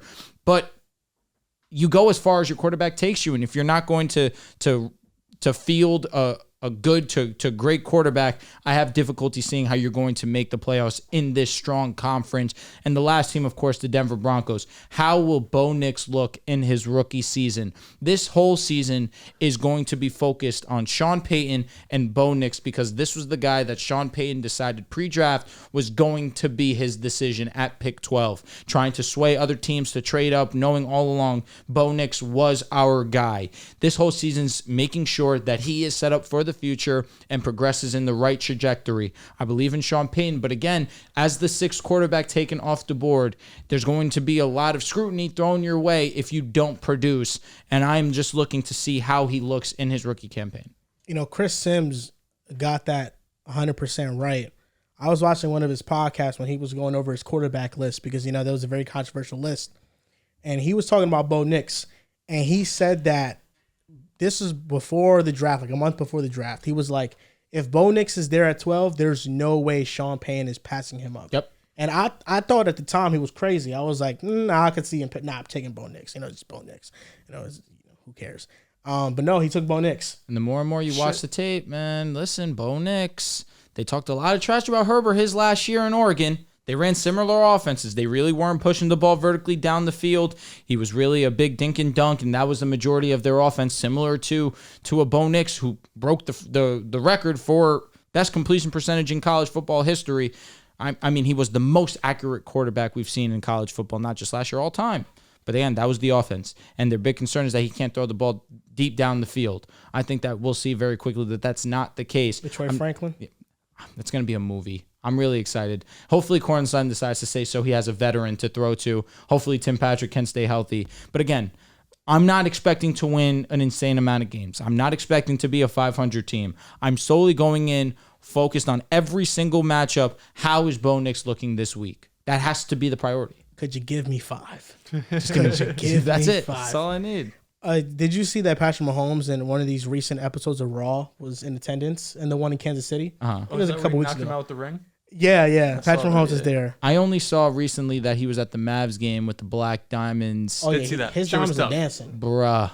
That chain was crazy. You know, when Mahomes is in attendance, something great's going to transpire. That's a different type of money. Oh, no, of course, for sure. Type of money. Got Black Stones, $500 million Black Diamonds. contract. Fact. Oh, no, yeah, but when I watched them at Raw, you could tell, man, it's just a socially awkward king, bro. That's okay. Nothing Listen, wrong with that. nothing wrong Out with of his being element, socially for sure. awkward. Maybe just because, you know, when you're in that environment, you have to now become like an actor. Facts. You know what I'm saying? And you could tell, like, it wasn't the best job, but, you know, that's my guy. Listen, his job is to be an elite quarterback and a great father. There's 2 jobs in life. You see when Creed Humphrey and Trey Smith came to, like, back him up? Because Braun Strowman came. Braun Strowman is like this dude that is like super bulky and buff. He is. He came to Mahomes and he looked at Mahomes because Mahomes gave Logan Paul like the ring to like knock somebody out with. And he was looking at Mahomes and like wanted to beat him up. And then his offensive line just stand in front of him. Tough. Yeah. That's it was cool. That's It was cool. For the AFC South, the biggest question marks for the AFC South. What are the questions we have for the Texans? Is Stephon Diggs going to be a negative for the Houston Texans? Negative in the sense of, is he going to be drawing too much attention away from what really matters, and that's winning ball games? Now, we saw last year with the Bills that we weren't as aware of the issues underneath when the Bills were winning games, but of course, in the offseason, he's no longer on the team. Is Stephon Diggs going to be a distraction for the Houston Texans? Mine is, are they going to live up to the hype? You know, Okay. the Houston Texans, we had them, I think, all top 10, if not top 5 in terms of our power rankings. We did that about a month or 2 ago. You have CJ Stroud deservedly in top 6 or 7 quarterback discussions after one season. You have a top 3-2 weapons room in the NFL. You're the favorite to win the division. And this is still a relatively young team, especially when you're looking at quarterback and head coach. So you have... Last season, you were the NFL darlings. You snuck up on people. CJ Stroud breaks out. Now everyone knows how good you are. Are you going to live up to that? Can this team be the team to challenge KC and potentially knock them off? Next team up, the Jaguars. What the fuck are you made of? What are you made of? It's simple as that. You have the quote-unquote generational talent in Trevor Lawrence. Can we field a roster that's actually going to be respectable enough for him to try and win ball games? Last year, you were an embarrassment in that regard. You dropped an unbelievable amount of balls. Joel, you spoke about it when we were on the BR stream. There was no quarterback that had more touchdowns dropped. Again, what are we going to do? Are we going to maximize this opportunity while we still have Trevor Lawrence on this rookie deal? Can we actually be competitive? Can we not choke away the division? Can we play with a little bit of toughness? I look at the Jaguars, and they're one of those teams that on paper you would expect better because they do have solid players. You look at Trevor, Christian Kirk, you have Travis Etienne. On the they did just draft Brian Thomas. Defensive side of the ball just brought in Eric Armstead. You're supposed to have the number 1 overall pick in in Trayvon Walker. Yeah. Again, you're supposed to have players. The secondary, I never was a huge fan of in the first place. But again, you have expectations. Can you figure it out? Can they run the freaking football? That's really last year they got no push. And if you want to help out Trevor Lawrence a little bit, you got to be able to run the ball. I'm high on Brian Thomas and Trevor Lawrence connection. You should be. I think with Thomas, Gabe, Kirk, Ingram, that's a solid enough receiving core. You just need to be able to run the football and have a balanced attack. They might have the most questions out of any team we do because I feel pretty comfortable with Trevor Lawrence, but everything else is a question mark. You have a pretty much revamped wide receiver room with Gabe Davis and Brian Thomas there now. You got rid of Zay Jones, still have Christian Kirk. The running back, as you mentioned, the running back position as a whole, Tank Bigsby was kind of a disaster last season, and then Etienne was a touchdown machine for the first half of the year. Second half kind of fell off. Offensive line was terrible. Defense was nothing to write home about really outside of like Josh Allen. The secondary has questions. The line, I think there's a ton of questions about this team, but more than anything, it's can you uplift Trevor Lawrence? Can you not have the most touchdowns dropped in the NFL this year? With the Indianapolis Colts and the Titans, they might have the same question. What is our young rookie quarterback or second-year quarterback made of? Yep. Anthony Richardson and Will Levis. What are they made of? No what will questions. they show us? Agreed. That's it. That's the only two questions I would have. This whole season for the Tennessee Titans is relying on what Will Levis can do out on that football field. And Anthony Richardson, that's another one. Can you live up to the hype? And can you live up to people's expectations? I think the secondary question I would have for the Colts is, could we get a healthy season out of Jonathan Taylor? Okay. It's been a few years. We saw him his first year, second year. He was one of the best, if not the best running back in the league, up there with CMC. These last couple of seasons, he hasn't been himself. He hasn't been 100%, whether it's, I think it's mostly been like ankle injuries that set him back. But if he's 100%, Anthony Richardson's 100%, and you have Shane Steichen, this could be one of the best offenses in the NFL. That just reminded me that Zach Moss is on the Bengals now. He is. That's a great pick. That also just reminded me in a keeper league, I have JT in the 4th round. It's lit. I'm lit. It's very lit. Let's go. Is it Chase Brown season, though? No. Might be both. Zach Moss season. Might be running back by committee. Chase Brown is so good. No, they're so good. I think it definitely is a better room than Joe Mixon, though, than having Joe Mixon. Yeah, I mean, Zach Moss was more efficient last year. Joe when Mixon, he started. I feel like why are we sliding him? I thought he played okay last season. He's just older. He's going to fall off. He doesn't have the explosiveness that he once had. Not that Zach Moss is the most explosive running back, but it's also great to have a dual threat wide receiver, running back, in my opinion. Obviously, he was a great safety blanket for Joe Burrow, especially when they went on their Super Bowl run. Joe Mixon threw a damn touchdown pass. Running back is such Zach a Moss throw unique touchdowns position. like Joe Mixon. Talk. 27 years old and washed when you're running back. Yeah, such a weird position. It's a cruel position. Yeah. It's traded for like a 6th-round pick. Prayers. 7th-round pick. CMC can keep this going. Yeah. Derrick Henry. I was gonna say you have a couple outliers, but Todd Gurley, did you guys know that he's 29 years old? I do. Yeah, it's crazy. Zeke is 28. But Zeke got ran to the ground. He did. Zeke got ran to the ground. Like, honestly, the only two people that really come to mind are CMC and Derrick Henry. That's it. No, it's really crazy how little shelf life running backs really have, though. Yeah. AP was elite at 30. He was. And you can even be great, like James Robinson, for example. Like, he was first year Jacksonville, insane. He has one injury, he's done. You know what I mean? It was a serious Achilles, I think. But like, you've had a couple of these guys in the past where they're kind of late round running backs. They come in for a year, phenomenal, and then they just fall off. Hit me, James. Year 2, they drafted Etienne. Facts. And Etienne got hurt for the first month, but then that was it. I mean, James really wasn't that good. Yep. And he got traded to the Jets. Yeah, and I thought he was going to maybe do something for us. That shit hurt me. Yeah, did nothing. James Robinson had aura. It's unfortunate. James Robinson, that one year he was super tough. He had aura. He was super tough. I was ready to cop that jersey. Thank God he didn't. In college, he played in the same conference as Trey Lance, and those two colleges met in like the championship game of like that conference. And James Robinson led that team. He backpacked that team in college. He was dumb nice that rookie season of his. Is Kyron Williams going to be next? Stop. No, Stop. Blake Curran. Don't put that in the air. That's what G's thinking. Don't put that in the fucking air. Listen, I love Blake. Did you see the trade? I know it was ridiculous. Right, yeah. No, it was ridiculous. Was it ridiculous? It was ridiculous. Samir White RB1 season. You never called me back too, punk bitch. You said you would call me. I did say that. Yeah, that was tough. I was out to dinner. That was my mom's birthday. That was the day that my nephew was born. I'll be honest. I would have seen that the first day, accepted right away. I didn't see it. 5 days. Yeah. I did not see the notification. Like maybe one night he was drunk. And I'm out to dinner and I see it. I have a notification in my inbox. He let it sit there for 5 days. I look at it. My heart starts beating. Naturally, because you're looking for something wrong. You're like, what am I missing? Something here? has to be wrong here. There's no way I'm getting Kyron and Hawk for this finesse. And I thought about it for maybe a minute and accepted. Yeah, that was easy. Oh my goodness. He was getting ripped in the group chat. He was tight.